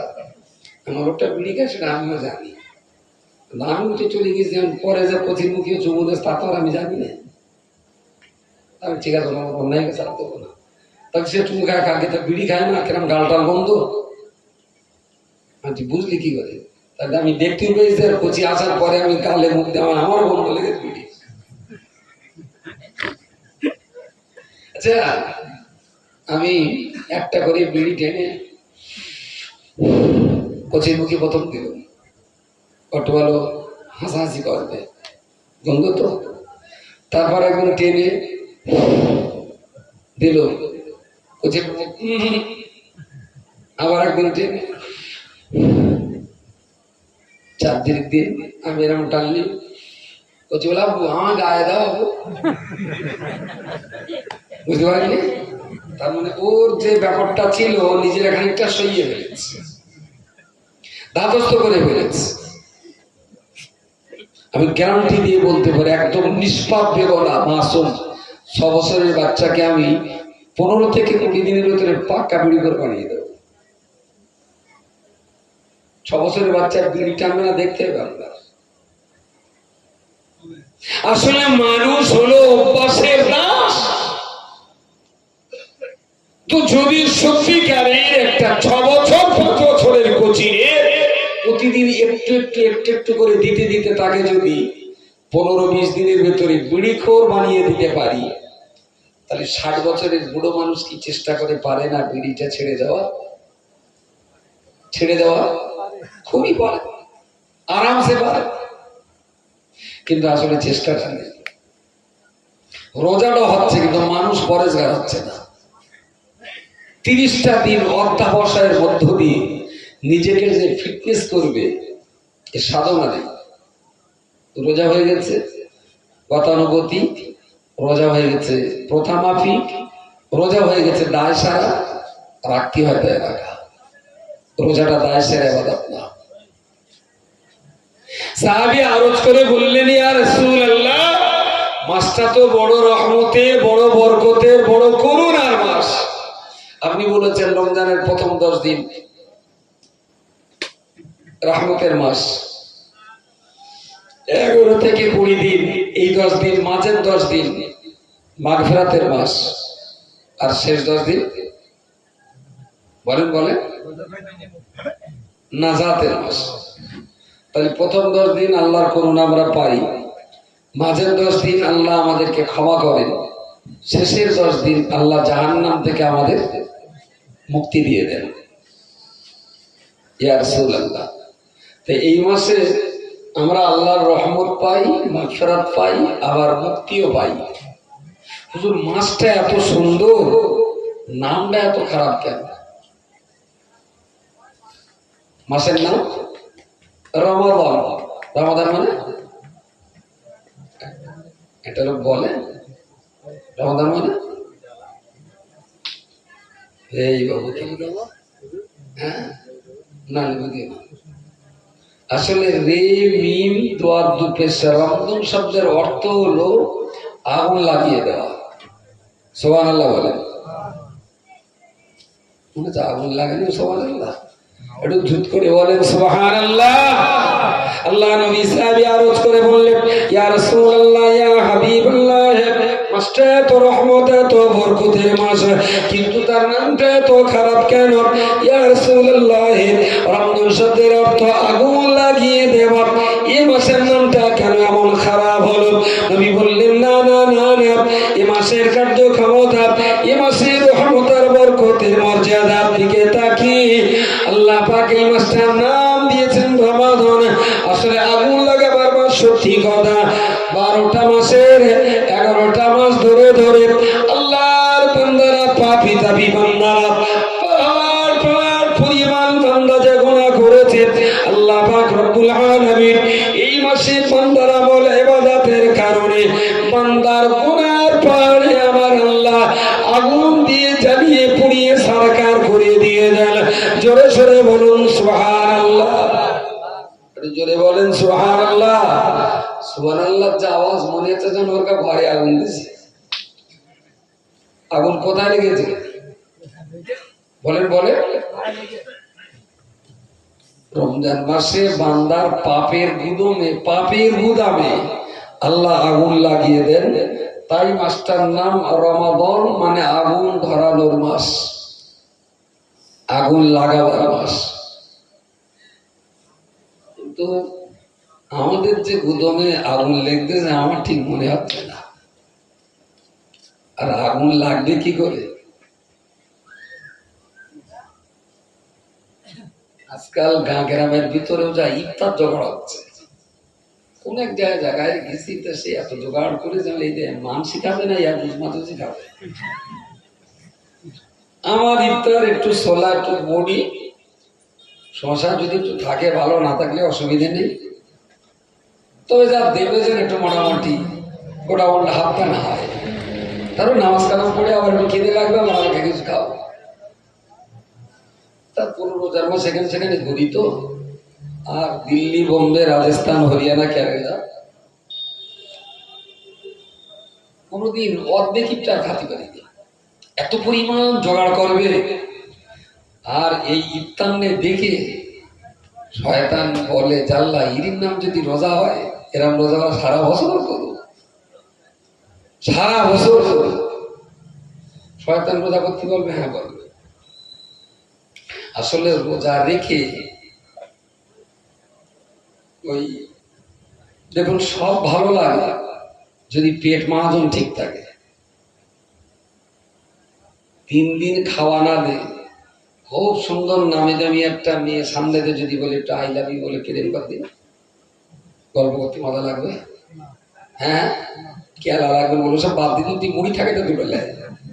3 দিন খাওয়া না দাওয়া না, এখন এইসব ভালো লাগে না। পেট যদি চাঙ্গা থাকে বহু রকমের বদমাইশি করা যায়, কিন্তু পেট যদি চাঙ্গা না থাকে কোনো বদমাইশি বোঝা হবে। সারা বছর না এই নফস যা চেয়েছে তাই পেয়েছে। একটু জম্বড়া পানে খা, একটু খেজুরের রসে ঠিক রেটে খাবি, তা খা, তো খাওয়া খা। একটু পাটা সন্দেশ খাবি, তাহলে হ্যাঁ লেখা বসে একটা যদি চলে যাবো কিছু হাবলা মরবা তাহলে অতকে লাগে।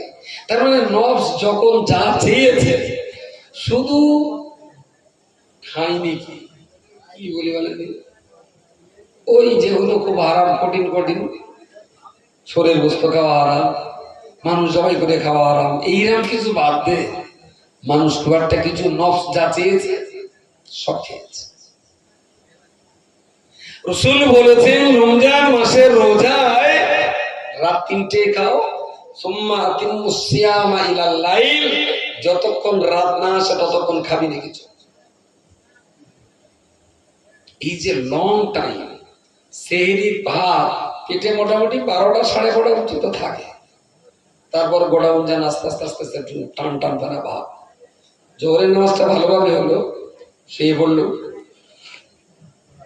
ঘুম একটু হইলো, তো মাঝে মাঝে সে বালিশ পেটের দিক যত ঠেসে দিচ্ছি বালিশ সেইভাবে ঢুকে যাচ্ছে, কমলে যাচ্ছে দেখি জানি।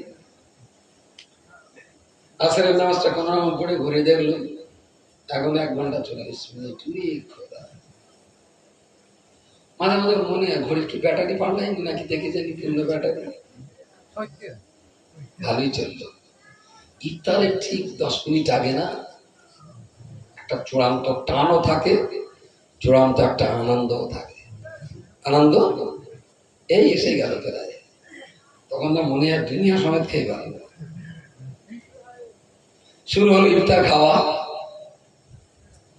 রমজান মাসে বান্দা সংসারের পিছনে যা খরচ করে অন্য মাসে মসজিদে দান করলে যে সওয়াব, রমজান মাসে সংসারে খরচ করলেও আল্লাহ সেই সওয়াব দেবেন। সুবহানাল্লাহ।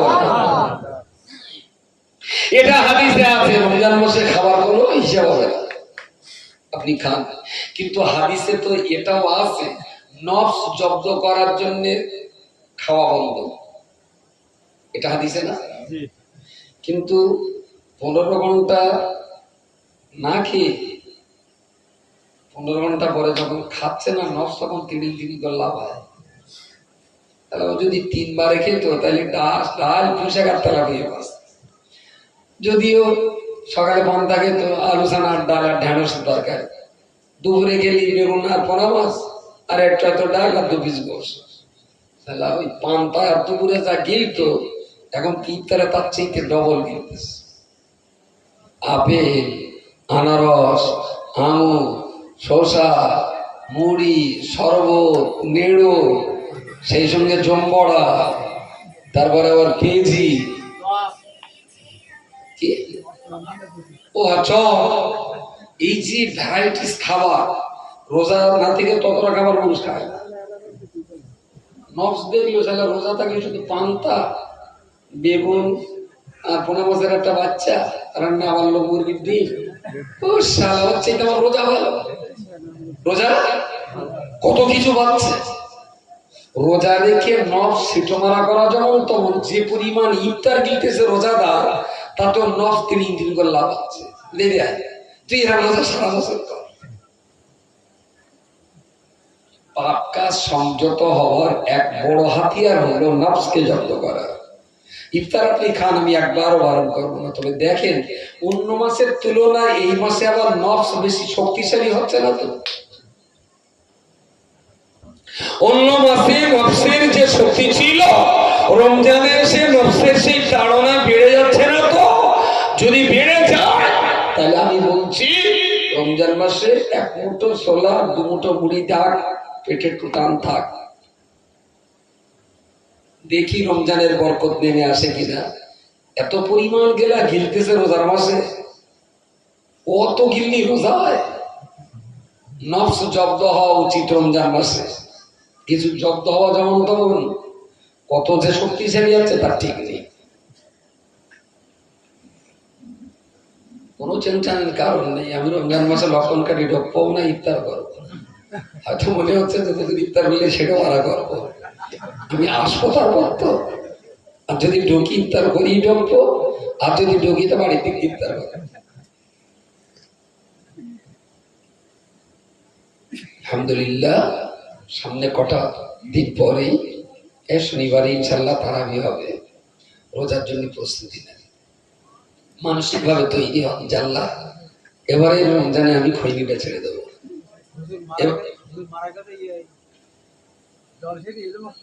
জি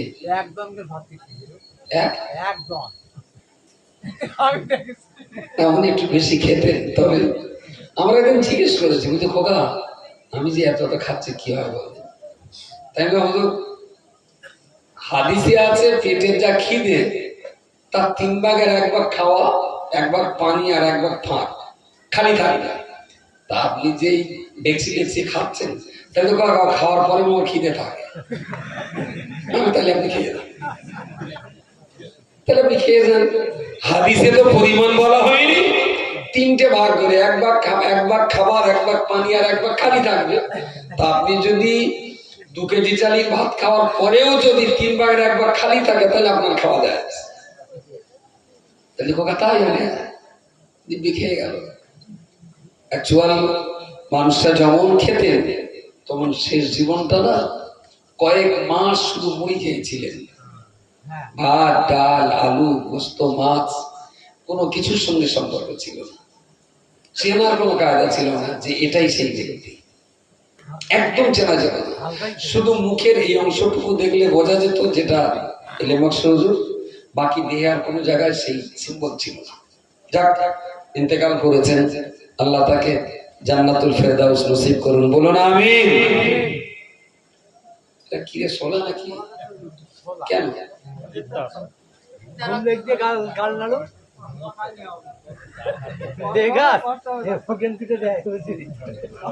সত্যি সবার দিবি? হ্যাঁ কেটে বিস্কুট এগুলো সোলা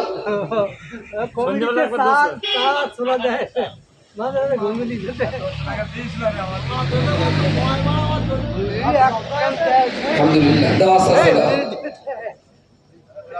সবার দিও। আপনি সবাই একটা 34 হয়ে দিয়ে আমি 5টা বেলা ঘুম তুলে যাই, শুধু সোলাতে ঘুম না যাচ্ছে না, আর বাড়া যাবে না বেশি। তো যেটা বলছিলাম, প্রত্যেকটা কাজের পিছনে কিছু না কিছু সৎ উদ্দেশ্য থাকে। এমনটা না হোক যে আমার কাজের আসল উদ্দেশ্য ব্যাহত হয়। রমজান মাসকে যেন সেই রকম ভাবে ব্যবহারটা করা না হয়। একটু মানসিক ভাবে তৈরি হন, একটু মানসিক ভাবে তৈরি হন যে বিড়ি খাওয়া আমার বদভ্যাস আছে, ঠিক আছে, এবার 30টা দিন কাজে লাগিয়ে আমি ধীরে ধীরে ধীরে ধীরে বিড়িটা ছেড়ে দেবো, বিড়িটা ছেড়ে দেবো। এটা ধোঁয়া ছাড়া তো সাদা কিছু না। তা প্রথম দিন ইফতার করে একটা বিড়ি ধরিয়ে একটু একটা মেরে আগুনটা লিপকে রেখে দেন, বলে এটা আবার সেদিন পরে আর একটা মারবো। কিন্তু মাঝে মাঝে দেখি মনে হয় যে 1 বান্ডিল ধরে দিলে ভালো হয়। এতটা না টানবি ইফতারের পরে সারাদিনই কাজ আদায় করে। এটা করেন না প্লিজ, একটু চেষ্টা করুন, দেখবেন আপনি পারবেন, আপনি পারবেন। যারা 5 ওয়াক্ত নামাজি না, রমজান মাসটাকে কাজে লাগান, একটু কাজে লাগান। যদিও আপনাদের রুটিনের সঙ্গে আমাদের রুটিন মেলবে না। রমজান মাসে হয় কি, এখান সেখান থেকে ঘুরে বাড়ি গেলাম, হয়তো 10টা-11টা বেজে গেল। এবারে কিছু একটু হালকা টিফিন টিফিন করলাম, আর একটু এটা সেটা করতে করতে 2:30 বেজে গেল। দুটো খেয়ে দিয়ে ও যে সেরে দিলাম, ফজরের ওয়াক্ত হলো, না ছড়ে শুয়ে পড়লাম। এটা আমার কাজ কাম অনুযায়ী এটার সুবিধা। কিন্তু যারা সাংসারিক মানুষ, সংসারে সকাল থেকে কাজ করতে হয়, তাদের আবার তারা বিপরীত একটু না ঘুমালে হয় না, ওদের ক্লান্ত দেহ তো। যাই হোক, সে তারাবি আপনার সেহরি গিয়ে ঘুমান আর সেহরির আগে আপনি ঘুমান, একটা টাইমে একটু কোরআনের সঙ্গে সম্পর্কটা করুন। আপনি কিন্তু খুব ঠকে যাবেন, বিরাট ঠকা ঠকে যাবেন। আপনি মুফতি সাহেবকে তো বিরাট ভালোবাসেন, এটা কি বিশ্বাস করা যায় যে মুফতি সাহেব জান্নাতে যাওয়ার সময় আপনার হাত ধরে লে যাবে? বিশ্বাস এখনো কোনো মানুষের ধারণা আছে। আমরা তো বুঝি টুঝি না, হুজুররা ওরা একটা জানা টানে, আর ওরা তো দামান ধরে আছি, নিশ্চয়ই আমরা একটা লাইন গার্ড, এটা কিছু হবে। আপনি যে হুজুরির হাত ধরে পালাবার জন্য অপেক্ষা করছেন, যে হুজুরির হাত ধরে আপনি পার হবেন, আল্লাহ না করুন হয়তো জাহান্নামে কে দেখবেন আপনার আগে সেই হুজুরের ভেতরে কে রয়ে, বুঝতে পারেন? আমাদের দেশের যখন হাইব্রিড হুজুর, যখন দুবাইতে যায় চুল কাটতি তখন এক রকমের হুজুর, যখন আমার ধর্মসভায় ওঠে তখন আর এক রকমের পীর। হাই স্কুলে ওই ছোট বয়সে দেখেছি বহু রুপিয়া টাকা হতো না, বহু রুপিয়া যেমন পারো তেমন সাজো। তা একটা ছেলে, তার বাপ খুব বড় লোক, ওর কি মনে হয়েছে ওই যে আমি এক ভিক্ষে করা মেয়ে লোক সাজ। তা কোথায় সেই সাদা পাড়ির কালো পাড়ির একটা সেনা শাড়ি এনে এত সুন্দর করে ড্রেস করেছে, ড্রেস করে ঘন্টা টন্টা দিয়ে একটা কঠিনে নাতে একটা লাঠি টুকে টুকে মা দুটো ভিক্ষে, বাপ দুটো ভিক্ষে, চেনার কোনো কায়দা নেই। যেটা মল্লিকা ফজল পুরো আইগুলো থাড়ো বদলালো, সেই মজলিসে সব ছেলে মিলে স্কুলে ছেলে ঘুরতেছে। হেডমাস্টার বুঝতেই পারেনি যে এটা অমুকির ছেলে। ভিক্ষে টিকে করে ও হয়ে গেছে ফার্স্ট। কেডা? তারপরে স্যার আমি ফজলু। তুই ফজলু? তাহলে হ্যাঁ, তোর এই যুক্তি কেডা দেবে? তোকে নেরামানটা ফকিরাঙ্গা বাড়ি আসে, আমি দেখে দেখে এসে দিস। বুঝতে পারেননি? ওরাম ফজলু এখন ধর্মসভার স্টেজে পুরো সালা চিটার যোগ্য দিল্লি, বোম্বে, দুবাইতে লজ্জাখুরি করে, এদিকে এসে আবার হুজুর শাস্তি লজ্জা করে না। আর এই জাতি সেই সমস্ত শালের ঠ্যাং ধরে রেখেছে, জান্নাতে যাবে তাই। বিচার হওয়া উচিত ছিল, আলেমের অনুসরণ করা তো ভালো, তো যার কাছে কোরআন আছে অন্তত তাকে ধরুন, তার কাছে ধরার আগে ধরুন হাদিসটা আছে কিনা, আখলাকটা আছে কিনা, চরিত্রটা ঠিকঠাক আছে কিনা। স্মরণ করে না? মাইক সামনে থাকলে অনেক কথা বলা যায়, কিন্তু বলতে গেলে একটু ময়ূর যখন নাচে বিরাট ভালো দেখায়, কিন্তু ময়ূর যদি একবার নিজের পা দুটো দেখে না, তখন বুঝতে পারে যে সমাজ আমার পাখনা দেখলেও পা দুটো কেউ দেখে না, আমি দেখতে পাচ্ছি। প্রিয় শ্রোতামণ্ডলী, মনে রাখুন আল্লাহ নবী মুহাম্মদুর রাসূলুল্লাহ হাদিস শরীফে পরিষ্কার করে বলেছেন, ইন্না হাযাল মাদিনান ফানজুরু আম্মান তাখুযুনা দীনাকুম, ইন্না হাযাল মাদিনান। আল্লাহ নবী বলেছেন, হে আমার প্রিয় সাহাবীগণ, আল্লাহ তৈরি করাই দ্বীন ইসলাম, আল্লাহ তৈরি করাই দ্বীন ও ঈমান, আল্লাহ পাকের দেওয়া ইসলাম ধর্ম, এটা অত্যন্ত ভালো ধর্ম, অত্যন্ত শান্তির ধর্ম। ফানজুরু আম্মান তাখুযুনা দীনাকুম, এদিন তুমি যার কাছে শিখতে যাবে, এদিন তুমি যার কাছ থেকে নিতে যাবে, ওর কাছ থেকে দিন নেওয়ার পূর্বে ওই লোকটাকে ভালো করে চিনে নেবে। আগে চিনে জেনে বুঝে তার কাছ থেকে দিন নাও। তা না হলে তুমি চাইবে হয়তো পুরস্কার, কপালে জুটে যাবে তিরস্কারের ঝেঁটা। বাচ্চা আকবরের সেই গল্পটা না বললি না। আকবর যখন ভারতবর্ষের সম্রাট, তো ও এক সময় দাবি করেছিল যে আমি একটা নতুন ধর্ম তৈরি করব, করেও ছিল। আকবরের তৈরি করার নতুন ধর্মের নাম একটু জোরে বলেন। শুধু এলাহি নাই, একটা শব্দ আছে ওর আগে, যে দ্বীন এলাহি। বাহ, আরবি শব্দ দিয়ে নামটা তৈরি করলো, দ্বীন এলাহি। আমাদের ধর্মের নাম দ্বীন ইসলাম, আর ও নতুন ধর্ম তৈরি করলো দ্বীন এলাহি। বিরাট দাপট ছিল আকবরের, চূড়ান্ত দাপট ছিল। আকবরকে তখনকার দিনে দেশে প্রচলিত ছিল দিল্লির ঈশ্বর বলে, দিল্লির ঈশ্বর। আকবরের কর্মকাণ্ড চরিত্র যা করে গেছে, তাকে শরীয়তের দৃষ্টিতে আকবরের ঠিক মুসলমান বলা যায় না। শরীয়তের যেহেতু আল্লাহ দিন পরিবর্তন করেছে, মুসলমান বলা যায় না। তা আমি ওই সে আজমির একবার সফরে গিয়ে এখানে ঘুরতে ঘুরতে অনেক জায়গায় অনেক কিছু দেখি, কিন্তু আল্লাহ কি দয়া করুণা জানি না। আকবরের কবরে গিয়ে বাঁধ দেখেছে, কেউ গেছে না আকবরের কবরে? কেউ যায়নি? একবার যাবে। সে এক অস্থির পরিবেশ। এই বাঁদর ওর ব্যাগলে যাচ্ছে, এই হনুমানে ওর মতো চুলটে মিলে যাচ্ছে, এই সম্মুখীন খাবার চলেছে, সব সময় একটা অস্থির। হ্যাঁ, তা আল্লাহ রহমত হয়েছে, সালা নিচেও যারা বসে ওপরেও সেরা বাস। শুধু দেখতে গিয়েছিলাম, জিয়ারত করিনি।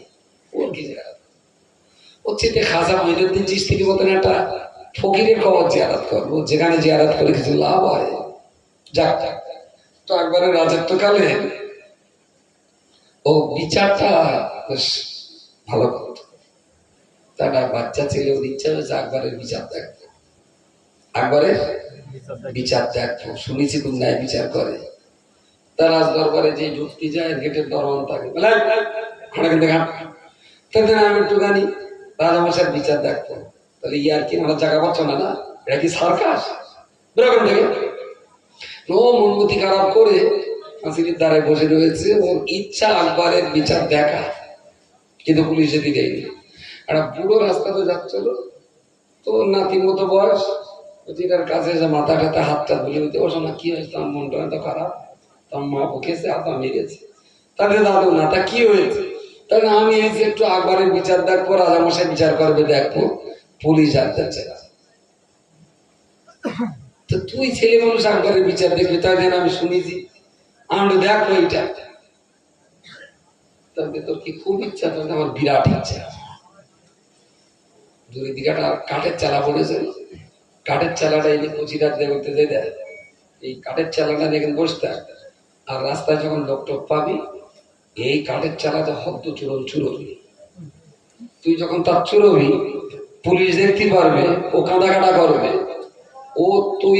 ও তোর বিরুদ্ধে বাদশার কাছে বিচার চাবে, ও হবে ফরিয়াদি, তুই হবি আসামি, ধরে লে যাবে, বাদশা বিচার করবে, তুই দেখতে পাবি।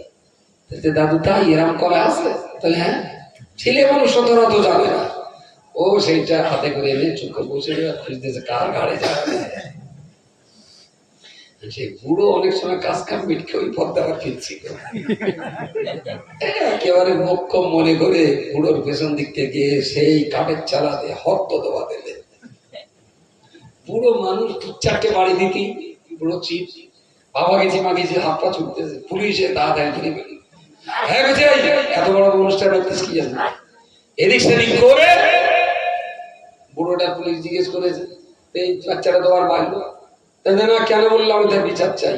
তার মানে কেস চলো রাজ দরবারে। দুটোরই ধরে নিয়ে গেছে, তারও লিখেছে, এরও লিখেছে। এবার সে বুড়ো কাগতি মিনতি বলতো, রাজামশাই আপনার মতো একটা ন্যায় পরায়ণ বিখ্যাত রাজা থাকতে এক পাতা ছেলের হাতে যদি এইভাবে মার খাতি হয়, তাহলে এই দেশে আর কি নিরাপত্তা আছে বলেন? তার রাজামশাই শুনেও অবাক হলি, একটুখানি বাচ্চা এত বড় বুড়ো রে মারলে। তুই মেরিস নাকি এই বুড়ো মানুষটা? হ্যাঁ মেরেছি। কড়া মেরেছিস? 7 বিপক্ষে মেরেছি। তাহলে তুই একটা বুড়ো মানুষের মারলি কেন? সুন্দর করে গুছিয়ে কথাটা রাজামশাই, আমি মারপিট করার লোক না, আর মারপিটে করতে আসেনি, আমার ইচ্ছা ছিল আপনার বিচার দেখা। আপনার পুলিশ ঢুকতে দিচ্ছিল না, মন খারাপ করে বসেছিলাম, ওই দাদু আমার বুদ্ধি দিয়েছিলেন, কাঠের চালাও দাদুর দেওয়া, দাদু বুদ্ধি দিয়েছিলেন, এই চালাতে তুই চুরতি পারলি, তুই হয়ে যাবি আসামি, সে হয়ে যাবে ফরিয়াদি, একবার বিচার করবে, কাছ থেকে দেখে দিবি। রাজামশাই, আমি মারপিট করার জন্য মারপিট করিনি, আসলে আমার ইচ্ছা ছিল আপনার বিচার দেখবার, তাই মারপিট করেছি, তাতে বিচার যাওয়া হোক। রাজামশাই বুড়োটা জিজ্ঞেস করে বললেন, কি ব্যাপার, কচি ঠিক বলেছে? রাজামশাই আর কথা বলে না, তারপরে ও যা বলেছে সব ঠিক। এক কথা বাচ্চারা আপনি যুক্তি দিতে পারলেন, তাহলে কি করব, আপনার বিচার দেখবে, তাই মনে করলো হবে না, কিন্তু ওর বিচার দেখার আগে বিচার আমার গাড়ি এরকম পড়বে, আমি তো অত বুঝতে পারি। তাহলে তুমি যুক্তি দিয়েছো, তোমার দেওয়া কাঠের চালা তোমার পিঠে ফিরে এসেছে, এতে কচির কোনো দোষ না, বেকসুর খালাস। আচ্ছা, বিচারটা কি খুব অন্যায় করেছে? লোকটা এমনি বদমাইশ, কিন্তু বিচারটা আজকের মতো যা করেছে খুব খারাপ হয়েছে বিচার। আর ছেলেটা খুব ডকমক করে সে চাচার হাত ধরে, চাচা আমি খুব সন্তুষ্ট, তুমি কাঠের চালা দিলে বলে বিচারটা আমার দেখা গেল। বুড়ো তো তখন ভেতরে চলে যাচ্ছে, মারও খেলো, ফের রাজদরবারেও ছাড়ালাতি খেলো, আবার এই কচি ছেলে সেই কাটা গায়ে মাঝে মাঝে নুন দিচ্ছে। দাদু ভাগিস তুমি লাঠিটা দিলে বলে, তাহলে এই বিচার আমার সারা জীবনেও দেখা হতো না। তুমি উপকার করেছ। এখন এই যাচ্ছে তো, আর লোকেও জিজ্ঞেস এক পাতা ছেলে এরকম লোকের মেরেছে, আর হতি হতি সবাই শুনতেছে। শুনতে শুনতে বুড়োটার যেরকম গান দিচ্ছে, ছেলেটার এরকম ভালো বলতে। কচিরা সাহস আছে তো, তুই বুঝিয়ে কথা বললি? তাহলে হ্যাঁ বলবো না। এখন সেই বুড়ো খানিকদিন দিকে রাজদরবারে ফের ফিরিয়ে এসেছে। রাজামশাই, সে আমি না একটু যুক্তি করে দিলাম, সেই কটের চালা যে আমারে ছুঁড় গেছে, তাতে না কচির কোনো দোষ না, খালাস পেয়ে গেল। কিন্তু আপনি খেয়াল করে দেখলেন, ও যখন দরজা দিয়ে ঢুকেছিল, ও বলে মাথা নিচু করে দিই।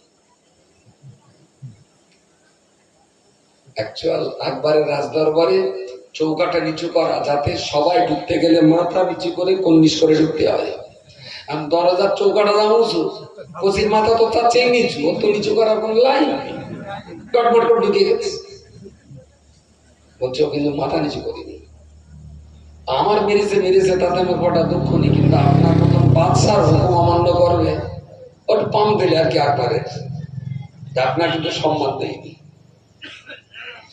তাহলে তাই তাহলে রাখো, বুড়োর বসকে রেখে পুলিশ দিচ্ছে।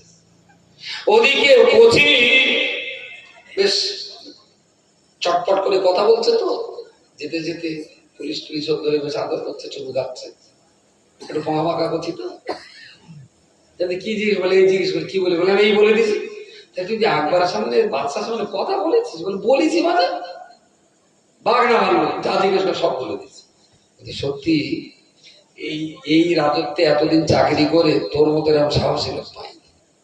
এক পাতা ছেলে আসলে কেউটের কামড়ের বিষের জ্বালা যে কত, সে তো কচি জানে না। সুতরাং ও মনে করেছে কিছু বিরক্তপূর্ণ জায়গায় কথা বলে ও দরবানের কাছে বেরোতে যাবে, এদিক দিকে পুনরায় রাখতে পারছে, তখন আবার পুলিশ গেল বলছে চলো রাজামশাই তোমার ডেকেছে। অন্য পুলিশের জিজ্ঞাসা কেন ডেকেছে, তা বলতে পারবো না, এমনি ডেকেছে আমি যাচ্ছি। তো দরবান দুটো ধরে দেখো গা, রাজামশাই তো ডেকেছে মানে তো কোন একটা পুরস্কার দেবে। কিন্তু আমার আবার পুরস্কার দেবার তুই জানিস নে বলছি, এরকম রাজ দরবারে না কত কুইন্টাল কুইন্টাল মদ্দা লোক তার কাছে হিটো কাপে কথা বলতে, আর তুই সাহসের সঙ্গে কথা বলেছিস, মনে হচ্ছে বাদশাহ আকবর তোর সাহসিকতার কোনো পুরস্কার দেবে। আচ্ছা যাই দেখ, তাহলে না তুই বল, রাজা যদি একবার পুরস্কার দেয়, ছপ্পর ফাটানো পুরস্কার, অতটা কি করবি? যাই করলি তাদের আমাকে কিছু দিস, দেওয়া মানে এদেরই বলা কথা দেখতো, ওরা ভাগ চাচ্ছে বলতে হয়নি, অন্য পুলিশে ধরেছে, এদের সব টাকা ওর কাছে দিবি, আমাকে কিছু দিস, তবে যা পাই যদি কিছু দেয় তো তোমাকেও কিছু দেওয়া। আর পুলিশের তো লোক সবাই বলেছে, আরো বলেছে সবার কিছু না কিছু করতে। সেই রাজদরবারে ঢোকার সময় ভদ্রলোক একদম হান ফাঁস করতে করতে সোজা ঢুকে গেছে। বাদশা একবার নিচু দিয়ে গেছে, মাথা নিচু করিনি, রেগেও গেছে। বলে তুই জানিস নে এটা আকবরের রাজদরবার, তুই জানিস নে দেশের জনগণ বলে এটা দিল্লীশ্বর আকবর, তুই মাথা নিচু করিস নি কেন? রাজামশাই কোথায় কি জাতি হয়, আমি তো যাইও নি, পড়িও নি, কেউ বলিও নি, ফাঁকা পেয়েছে এই বাকি তুই ফাঁকা পাইবার ঢুকে যাবি, মাথা নিচু করবি রে? আমি তো জানি না, তা মাথা নিচু করবো, জানলি করতাম। রাজামশাইয়ের সামনেই বাদশার সামনে মাথা নিচু করবি না, একটু বাদশার লেগেছে। তুই এটা জানিস এই দরবারে ঢোকার সময় মাথাটা নিচু করা মানে তোর মাথাটা আমার পাততলায় মিলিয়ে দেওয়া। তুই সে কাজটা করিস নি মানে আমার পায়ের জুতো তোর মাথায় 500 বার মারা হবে। এই দরবার ইয়ে কি বলে জানলাম, আমার জুতো দিয়ে 500 বার জুতো মাথা নিচু না করে আমার দরবারে। এখন জল্লাদ গিয়ে জুতো দিয়ে যাবে, 500 বার জুতো ও হাত ধরে বেঁধে রাজামশাই আমার কিছু বলার আছে। তাহলে কি, তাহলে আপনার পুলিশ যখন আমার ডাকতে যাচ্ছিল বাকি পুলিশটা ধরে বলল, রাজা বল তোর যা দেবে আমাকে কিছু দিতে হয়। তা তুই কি বলিনি? বললাম হ্যাঁ, তা আমার যদি কিছু দেয় আমি তোমাকে কিছু দেবো। এরা বলা কথা হলো সত্যি, তাহলে হ্যাঁ রাত্রি পুলিশ ডেকেছে, সামনে গেছে, কেউ দেয় এর সঙ্গে কি কিছু লেনদেনের ব্যাপারটা বাচ্চা এলো? তাহলে হ্যাঁ রাজা মশাই, ও তো বললো আমাকে অর্ধেক দেবে। ওরা মনে করে ছপ্পর বেঁধে গেছে। বলে আল্লাহ 500 কচির পাওনা, আয় কচি তোমার তো 500 পাওনা, ওদের অর্ধেক দেওয়ার কথা, তাহলে কত দেবো? তাহলে 250। দুটো পুলিশের ধরে 8টা করে 250 জুতোর বাড়ি। এরা দুটো আইনুস পড়ে শেষ করতে দেখতেছে, চালু কি আর বলে চুপ, বাকি তাকে 250। রাজারও বলে মান সম্মানে লেগে যাচ্ছে যে এক পাতা কচির জ্বালায় আমার দরমানরাও জুতোর বাড়ি খাচ্ছে। দরমান রাজামশাই জল্লাদে বললেন, যা কথাবার্তা বলে যে চুপচাপ পাখিকে ঠেকে দেয়, তা নিয়ে আবার কোমরে ঘুরিয়ে দেবেন, তার ঠিক নেই। দ্বিতীয়বার যে মাতিয়ে চলতে রাজামশাই আরো অনেক কড়া পুলিশ চেয়ে এলো। আমার ভাগের ভাগ আমি তাদেরও দেওয়ার কথা দিয়েছিলাম, আপনি ডাকুন। ডেকে সব করা দেখে কি ব্যাপার? তাহলে হ্যাঁ ও তো দেবে বললো না, আমরা তো যে খবরটা বলিনি, এদের খবর তো হানি জানে না। তাহলে কচিয়ার কড়া দেওয়া, তাহলে 100 দেন।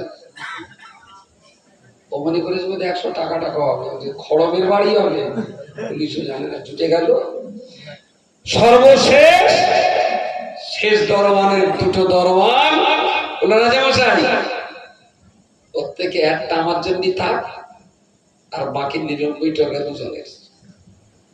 বাদ্য খাওয়া শেষ। রাজামশাই না এই ঘটনা করতে করতে একটা টাইমে শালা ছেলেটা এমন ফাঁদ পেতে দিলে যে দরবারের কারবারের এরা সব মাখিয়ে যাচ্ছে। শেষ সময় শোনা করছি, যা করার ভালোই করেছো, যা ঘটার ভালোই ঘটেছে। আর একটা জুতো তোমার ভাগে পাওনা আছে, এই জুতো বাড়িটা তোমার আর দেখো না, তুমি একদিন রাজত্ব করো। রাজামশাই আমি রাজত্ব করতে আসিনি, আমি বিচার দেখতে এসেছিলাম। আপনার বিচার দেখে সন্তুষ্ট হয়েছি, আপনার এই রাজত্বে একদিন আমারে বসাবেন, ও একদিনটা আমি আপনাদের দিলাম। কচি চলে গেল। এত রাত্রি আমি গল্প শোনাতে আসিনি, ট্যাবলেট খাওয়াতে এসেছি। প্রিয় মন্ডলী, মনে রাখুন, রাজদরবারের দরবান গুলো, রাজদরবারের পুলিশ প্রশাসনের ঘুষখোর গুলো, ওরা ভেবেছিল বোধহয় রাজা পুরস্কার দেবেন। আসলে ওরা জানতে পারেনি এর ভাগ্যে পুরস্কার জুটবে না তিরস্কার জুটবে। পুরস্কার না তিরস্কার, শান্তি না অশান্তি, ইসলাম না বেঈমানি, কি যে ঝোলায় আছে। ঝোলার খবর না জেনে যদি হাতটা পাতা হয়, আপনি চাইবেন তার কাছে পুরস্কার, ভাগ্যে জুটে যেতে পারে রাজার খরমের তিরস্কার।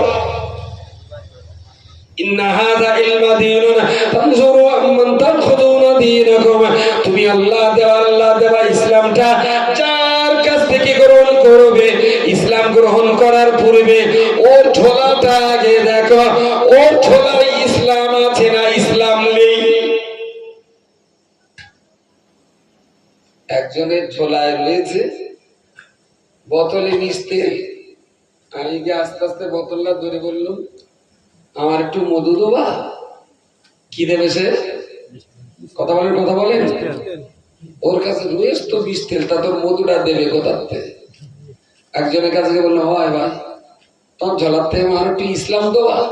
তুই ইসলামটা দেবে কি করে? ওর ঝোলায় রয়েছে তো জুলুম, ও ইসলামটা দেবে কিভাবে? মাদ্রাসার চৌকাটাটি বলে না, কিচ্ছু লাগতো না। আজকের দিনে বসিরার সাব ডিভিশনের আলেম যারা আছে, আমি আল্লাহ শুকরিয়া আদায় করছি, এদের কিচ্ছু লাগতো না, শুধু হুজুর আল্লাহর কেতাবগুলো পড়ুক। আমি আর কিচ্ছু বলবো না, হুজুরের কেতাবগুলো পড়ুক। হুজুরের ওয়াজ শিক্ষায়, তরিকাত দর্পণে, ফতোয়া আমিনিয়ায়, বুরহানুল মুকাল্লিদিন, সাইফাতুল মুসলিমিন, হানাফি ফিকহ তত্ত্ব, মাযহাব মীমাংসা, রদ্দেশিয়া, কাদিয়ানী রদ, এই কেতাবগুলো পড়লে না শালা 2500 বছর ওয়াজ করে ওয়াজ শেষ হবে। শুধু হুজুরের আল্লাহ হুজুরের কেতাবগুলো পড়তে। এত দুর্ভাগ্য আমাদের যে আমরা হুজুরের কবর ভালোবেসেছি কিন্তু হুজুরের কেতাব ভালোবাসতে পারিনি, কেতাব ভালোবাসতে পারিনি। বৈশাখ হুজুরের ইসালে সাহাবে মাওলানা বাগে, তারপরে ময়দানের আপনার আমিনিয়া মাসার ইসালে সাহাবে চোখে দেখেছি তো, একদম উমাতার থেকে ইমাতা পর্যন্ত হালুয়া মোরব্বার মনসুরির দোকান, পুকুরির ধারে, খানার ধারে। তা আমার হিসেবে বলছে যে এই 3 দিনই 2 জায়গায় মিলে খুব কমও যদি হয় অন্তত 350 কোটি টাকার হালুয়া মনসুর আর মোরব্বা বিক্রি হয়। 350 কোটি টাকার। আমি আর কি পারি না, একটা দোকানে যে পরিমাণ মাল বিক্রি হয় আর টোটাল কেতাবের দোকানগুলো মিলে 10 লাখ টাকার কেতাব বিক্রি হয় কিনা সন্দেহ আছে। আমার কথা বলা যায়নি। মানুষ তো বলে হুজুরির দোয়া আনতে যাচ্ছি, ও সন্ধি হুজুরির দোয়া কেতাবে যায়নি, মনসুরি গেছে। হুজুরির রুহানি ফায়েজ আল্লাহ হুজুরির কেতাবে নেই, মুরব্বার ভেতরে গেলে হুজুরির দোয়া এ জাতি গেছে। আর কুইন্টাল কুইন্টাল হালুয়া, আপনার হালুয়া মুরব্বা মনসুর 6 গোষ্ঠী 14 পুরুষ শব্দ গেলা গিলেছে, হুজুরির বই ফুটপাতে গড়াগড়ি খাচ্ছে, ফুটপাতে গড়াগড়ি খাচ্ছে। কটা মুসলমান কেতাব পড়ে হুজুরের? কটা মুসলমান পড়ে? যে পরিমাণ হালুয়া বিক্রি হয় ওই পরিমাণ যদি হুজুরের কেতাব অত না, যদি ½ টাকার বিক্রি হতো বসিরহাট সাব ডিভিশনের মুসলমানের আখলাখ পাল্টে যেত। আরে মাজার তৈরি তো ঘোড়ার দিন ভাঁটার ইট দিয়ে, ওই ইটে কোনো বরকত নেই, ফজিলত নেই। দেখি মাঝে মাঝে দেখেছি ওই নিজের মুছে টুছে সে একটা বুড়ি, তার সেই সংজ্ঞাটা ছুরি মানে আছে, তার আবার জামা কাপড় কেটে গেছে। আমি চাচ্ছি কেটে কি ব্যাপারটা, আমি কচিন না পেটটা একটা ব্যথা বেড়া করতেছে, তাই একটু এই বরকতের ধুলে দিচ্ছে। আমি চাচ্ছি তাহলে এক কাজ করে আমার এই পাততলার পেলাম, যদি কাকা তোমার পাততলার তলে পেলে না, আমি তো ওখানে যারা পড়ি আছে এটাকে হুজুরি পাততলার দিল, ও তো স্যার আমরা চলাফেরা করি সেই বুঝতে পারেননি। কত বড় ইডিয়েটটা হলি, ওই রওজার উপরে যা নিজে ঘোরাফেরা ধুলো বালি, ও তো সব হয় আপনার ধুলো না আমার ধুলো। আমি তা তুই ওখান থেকে নিবি কেন, সরাসরি আমার পাততলার পেলে। আর না পারিস তো কচিরা চিৎ করে শুনিয়ে দে, পুরো পাড়া চেপকে দেই, একদম ভালো হয়ে যাবে। আগামী দিনেও আমার সন্দেহ আছে হুজুরের মাজার শিরক কুফর থেকে বাঁচবে কিনা। এটা 2022 সাল, আপনি লিখে রাখুন।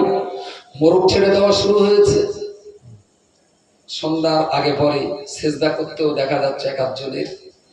আর মেয়েদের যে অবাধ বিচারণ, তাতে আগামী 10-15 বছরের ভিতরেই হয়তো আমাদের দেখতে হবে বসিরহাট হুজুরির মাজার শিরকের আড্ডাখানায় রূপান্তরিত হচ্ছে। কিচ্ছু করার থাকবে না, কিচ্ছু করার থাকবে না।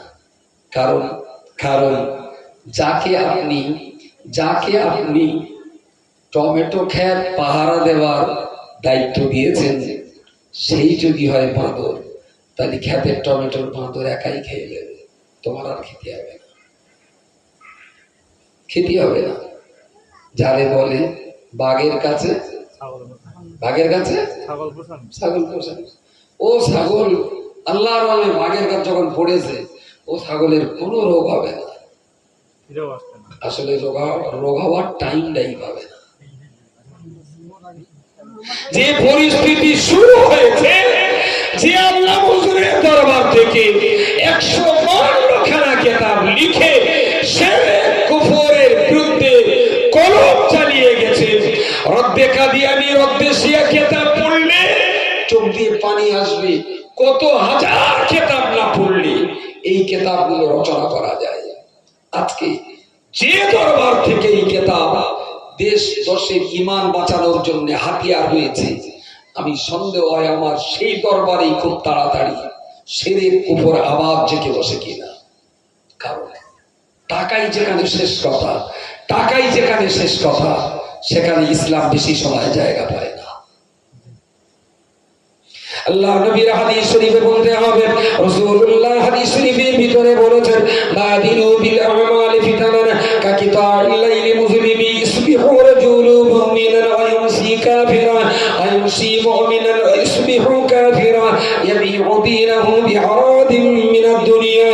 আল্লাহর বান্দা বলে রাখুন, রাসূলুল্লাহ বলেছেন, সায়াতি জামানুন আলা উম্মতি, আমার উম্মতের মাঝে এমন একটা জামানা চলে আসবে, ইসবিহু রাজুলু মুমিনান, একজন ব্যক্তি সকালবেলা ঈমানদার থাকবে, ওয়ায়ামসি মুমিনান, আবার সন্ধ্যাবেলা ওয়ায়ামসি কাফিরান, সন্ধ্যাবেলা লোকটা কাফের হয়ে যাবে, ওয়ায়ামসি মুমিনান ওয়া ইসবিহু কাফিরান, আবার একজন ব্যক্তি সন্ধ্যাবেলা ঈমানদার থাকলেও সকালবেলা লোকটা বেঈমান হয়ে যাবে।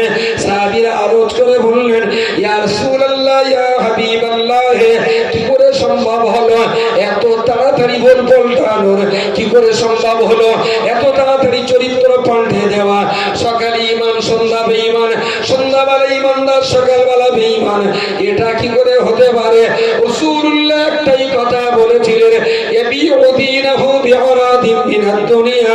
হে আমার প্রিয় সাহাবী, মনে রেখো, ওই জামানার মানুষেরা ইয়াবিউ দীনাহু বিআরাদিন মিনাদ দুনিয়া, ওরা দুনিয়া কিনে নেবে, দুনিয়ার বিনিময়ে আল্লাহর দ্বীন, ধর্ম, ইসলাম বিক্রি করে দেবে।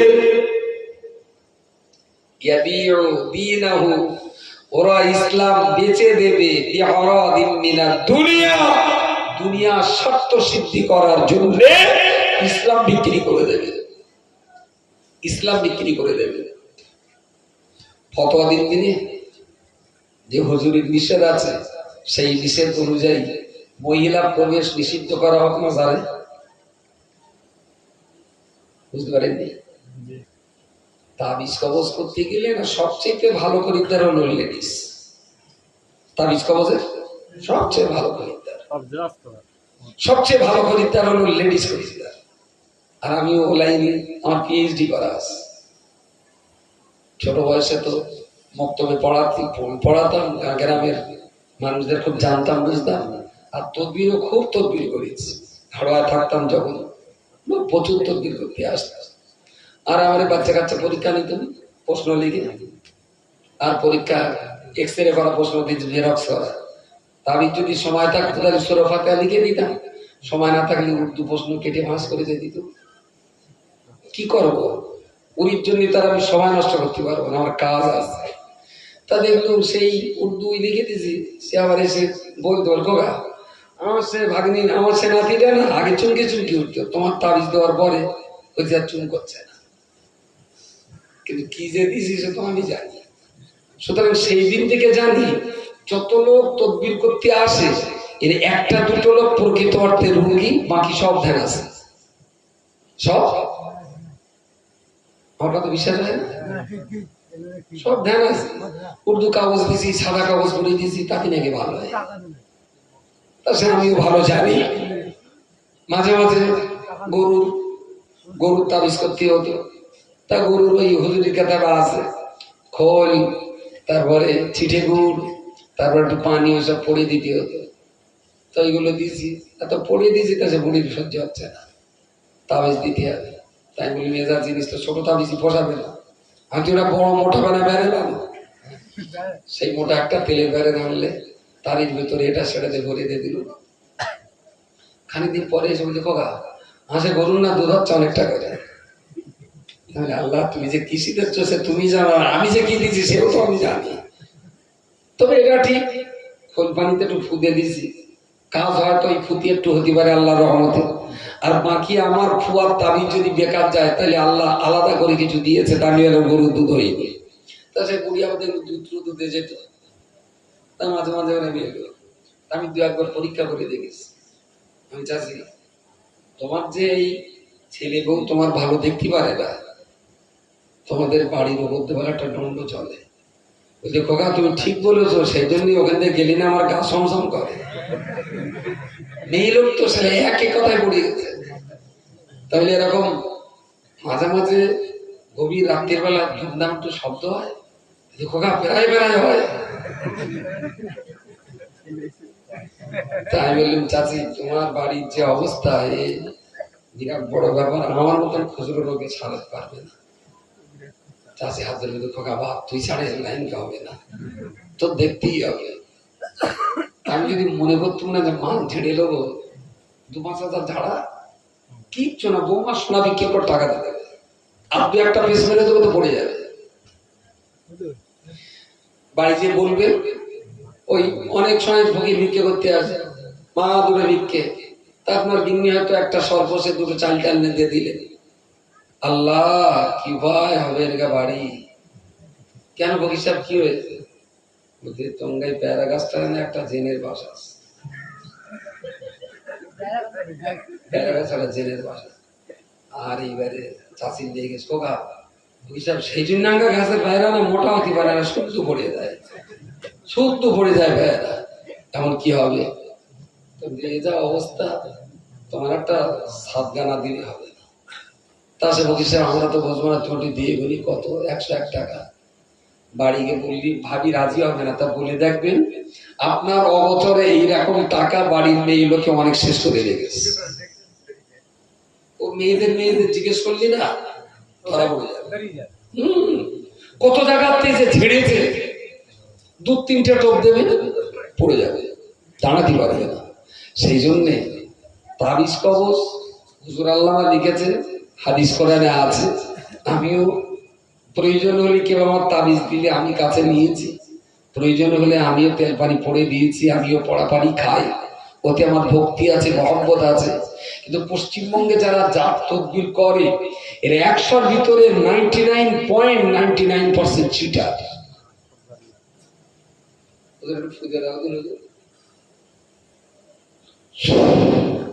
বারে বার যেন কয়লার ট্রেনের হুইসেল মারা,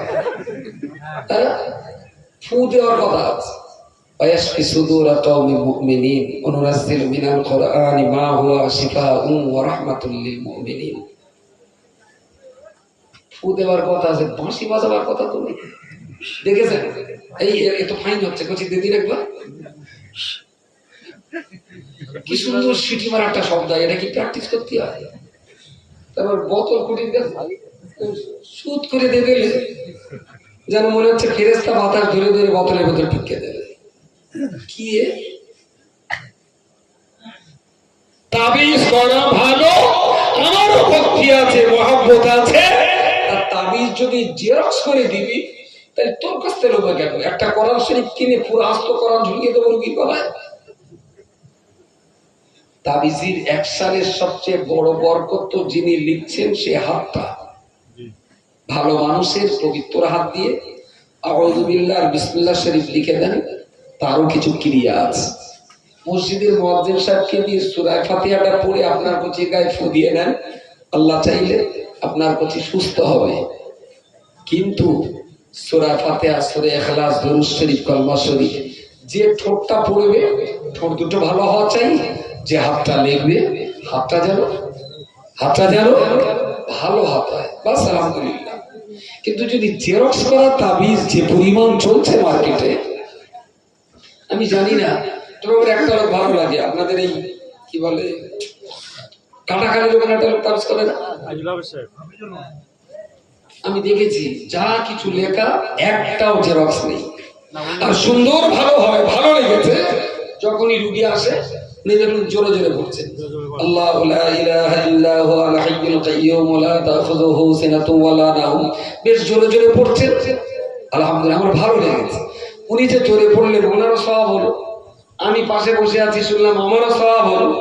যে উনি অসুস্থ তিনিও শুনলেন, তাহলে তার রোগের জন্য কোরআনের বাণী শোনাটাও চিকিৎসা। সুবহানাল্লাহ বলেন।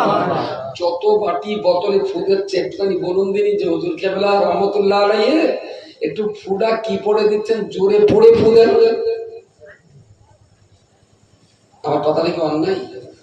আপনি যা পড়ছেন পড়ুন, ওইটা একটুখানি জোরে জোরে পড়েন, আমরাও শুনি। আমি বলছি 100-র ভিতরে 99% তাবিজ করার লোকের তাবিজ ছেড়ে দিতে হবে, জোরে পড়ার হিম্মত নেই, কারণ পড়তেই জানে না। ভালো কোরআন তেলাওয়াতটাই তো জানে না, পড়ে ফু দেবে কিভাবে? সুতরাং ইসলামের শিক্ষা খুবই ভালো, তবে যার কাছ থেকে নেবেন একটু দেখে শুনে নেওয়া লাগবে। তা না হইলে হয়তো ভাবুন খোকা আমার কিছু দিস, শেষ পর্যন্ত জুটবে কপালে কপালে খড়মের বাড়ি। এইটা যেন না হয় তোদের বিচ্যুতির জন্য। 2-3 দিন আগে আমাদের এখানে একটা বাদর নিয়ে এসেছে একটা লোক, মানে বাদরে সব বলে দিচ্ছে কার কি সমস্যা। বাঁদরে বলে দিচ্ছে, মানে বাদর ইশারা করছে, বাদরের সাথে যে লোক আছে উনি বলে দিচ্ছে। এবার উনি মানে গাছরা ওষুধও দিচ্ছে, তারপরে 500 তার কাছে 600। ঠিক আছে বুঝতে পারিস না, একটা লোক এসে বাঁদর নে, সেই বাঁদর ইশারা ইঙ্গিতে বলে দেবে, আর মানুষটা বাড়ির লোকের বলে দেবে যে তোমার এই হয়েছে এই হয়েছে ইত্যাদি ইত্যাদি, তাই তো? আমি কাছ থেকে বাড়ি এসেছি, সবাই বলছে যে হ্যাঁ বলছি। হ্যাঁ এরকম এরকম হয়েছে কোনোদিন? আমি নিজে মানে আমি নিজেও তাই ঠিক আছে, ওইরকম বাঁদরের কাছে যে থাকে সে বাঁদর না এলে আর বাঁদরের কাছে যায় না, কারো মোটামুটি বাঁদরে বাঁদরে মিলে গেছে। আমি বলছি তাহলে বাদরে কি বলে, তাহলে আমরা যুক্তিগত 500 জন গেছি, তাহলে আমি একটু বসবো। আচ্ছা আমি গিয়ে সামনে বসেছি, আমি বলছি সব বলেছি দাদা, বলছে নামাজ পড়বে আরো বেশ কিছু কথা বলেছে। আমি বলছি আমি ব্যক্তিগত একটা প্রশ্ন করতে পারি, ওনার কাছে জিজ্ঞাসা করছি, বলছে হ্যাঁ করো। তা আমি বলছি এই মুহূর্তে আমার কাছে কথা আছে, একটু বলতে হবে। আচ্ছা আর বাদরকে কিভাবে ওদের ইশারা আছে রাগিয়ে দিয়েছে। আমি লাস্টে আর একটা প্রশ্ন করে বলছিলাম, সে আর করা হয়নি। মানে খিচিমিচি উঠেছে বাদর, হ্যাঁ আমার উপরে ওই টামদাসা সেকল। আচ্ছা বসিরাট হুজুরের বাড়ির পাশে লক্ষণ কাঠি, আর এরা যদি এখন বাঁদরের ডাক্তার করে তাহলে এ জাতির আর বাঁচাবার কোনো লজ্জা অনেক টাকা নিয়ে থাকে না। পরের দিনে তাকে জিজ্ঞাসা করছে, আমি বলছি কি কিছু নিয়ে গেছে, তা বলছে 501 টাকা নিয়েছে। বলছে আমার জন্য নিয়ে ছেলের জন্য নিয়েছি, 501 টাকা নিয়েছে। মদ্দালোক না মেয়ে?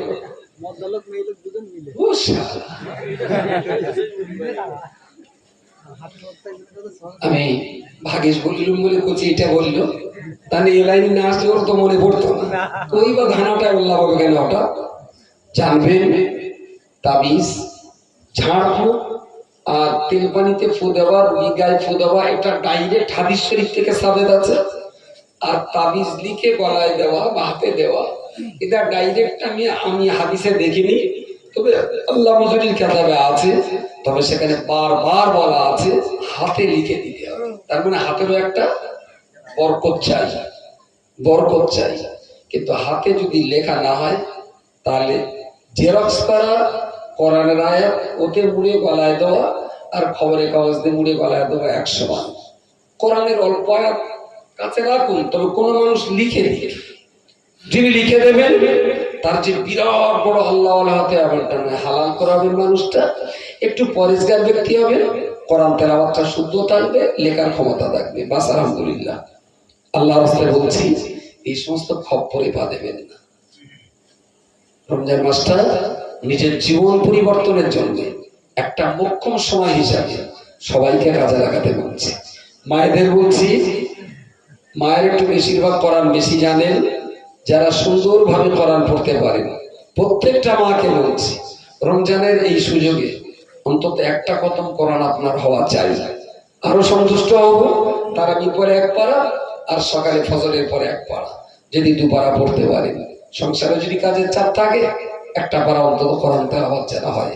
মাদ্রাসার বাচ্চা কাচ্চা যারা মাদ্রাসায় পড়ে, রমজান মাসে সব বাড়িতে চলে এসছে, প্রত্যেক বাবা মাকে বলছি মাদ্রাসার বাচ্চাগুলোর মাদ্রাসার যে রুটিন পড়াশোনার সেই রুটিনটা ঠিক রেখে দেবেন। রমজান মাসে মাদ্রাসার বাচ্চারা বাড়ি আসে না, যতটা এলেমনে বাড়ি আসে 1 মাস কাটিয়ে তার টবল বদমাইশি নিয়ে আবার মাদ্রাসায় ফিরে। বুঝতে পারি না? আমার জিজ্ঞেস করছে একটা ছেলে, বলতে রমজান মাসে শয়তান কোথায় ভালো থাকে? আমি তো রমজান মাসে শয়তান মাদ্রাসার বাচ্চাকে কাজ বন্ধ থাকে, সারা বছর মাদ্রাসা থাকে, তো ওইসব বাঁধা গলির গরু ছাড়া পালি না, একবার দেখে। আল্লাহ রাস্তে আব্বা আম্মাদের বলছি বাচ্চাগুলো যেন পড়ার রুটিন, সকাল সন্ধ্যা কোরআন তেলাওয়াত, 5 ওয়াক্ত নামাজ, আর প্রতিদিন মাদ্রাসার কিতাবগুলো যেন 2-3 ঘন্টা করে পড়ে। তাহলে আপনার প্রতি যতটা এলেম এনেছে 1 মাস বাড়ি কাটিয়ে তার চেয়ে বেশি এলেম নিয়ে আবার মাদ্রাসায় যেতে পারবে। আর টানা 1 মাস যদি নামাজ কালাম কোরআন কিতাবের সঙ্গে সম্পর্ক না থাকে, আপনার প্রতি কিন্তু বিরাট ক্ষতিগ্রস্ত হবে। বাবা মা হিসাবে নিজের সন্তানটাকে যেন ইচ্ছা করে এই ক্ষতিটা করবেন না। যিনি যেখানে আছেন সকলে আসুন প্রিয় রাসূলের সামনে দাঁড়িয়ে দাঁড়িয়ে একটু সালাম পড়ি, ইয়া নবী সালাম।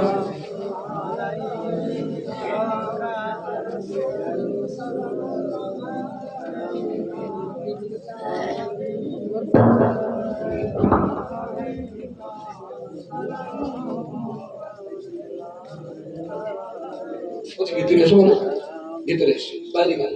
সবাই ভিতরে এসো, রাস্তার উপরে যারা আছো এক্ষুনি দেওয়া হবে, সবাইকে আমি ভিতরে আসার জন্য অনুরোধ করছি। এই ভিতরটা যাও, মাঝখানে অনেক ফাঁকা আছে, মাঝখানে যাও। أشرق البدر علينا واختفت منه البدور مثل حسنك ما رأينا قط يا وجه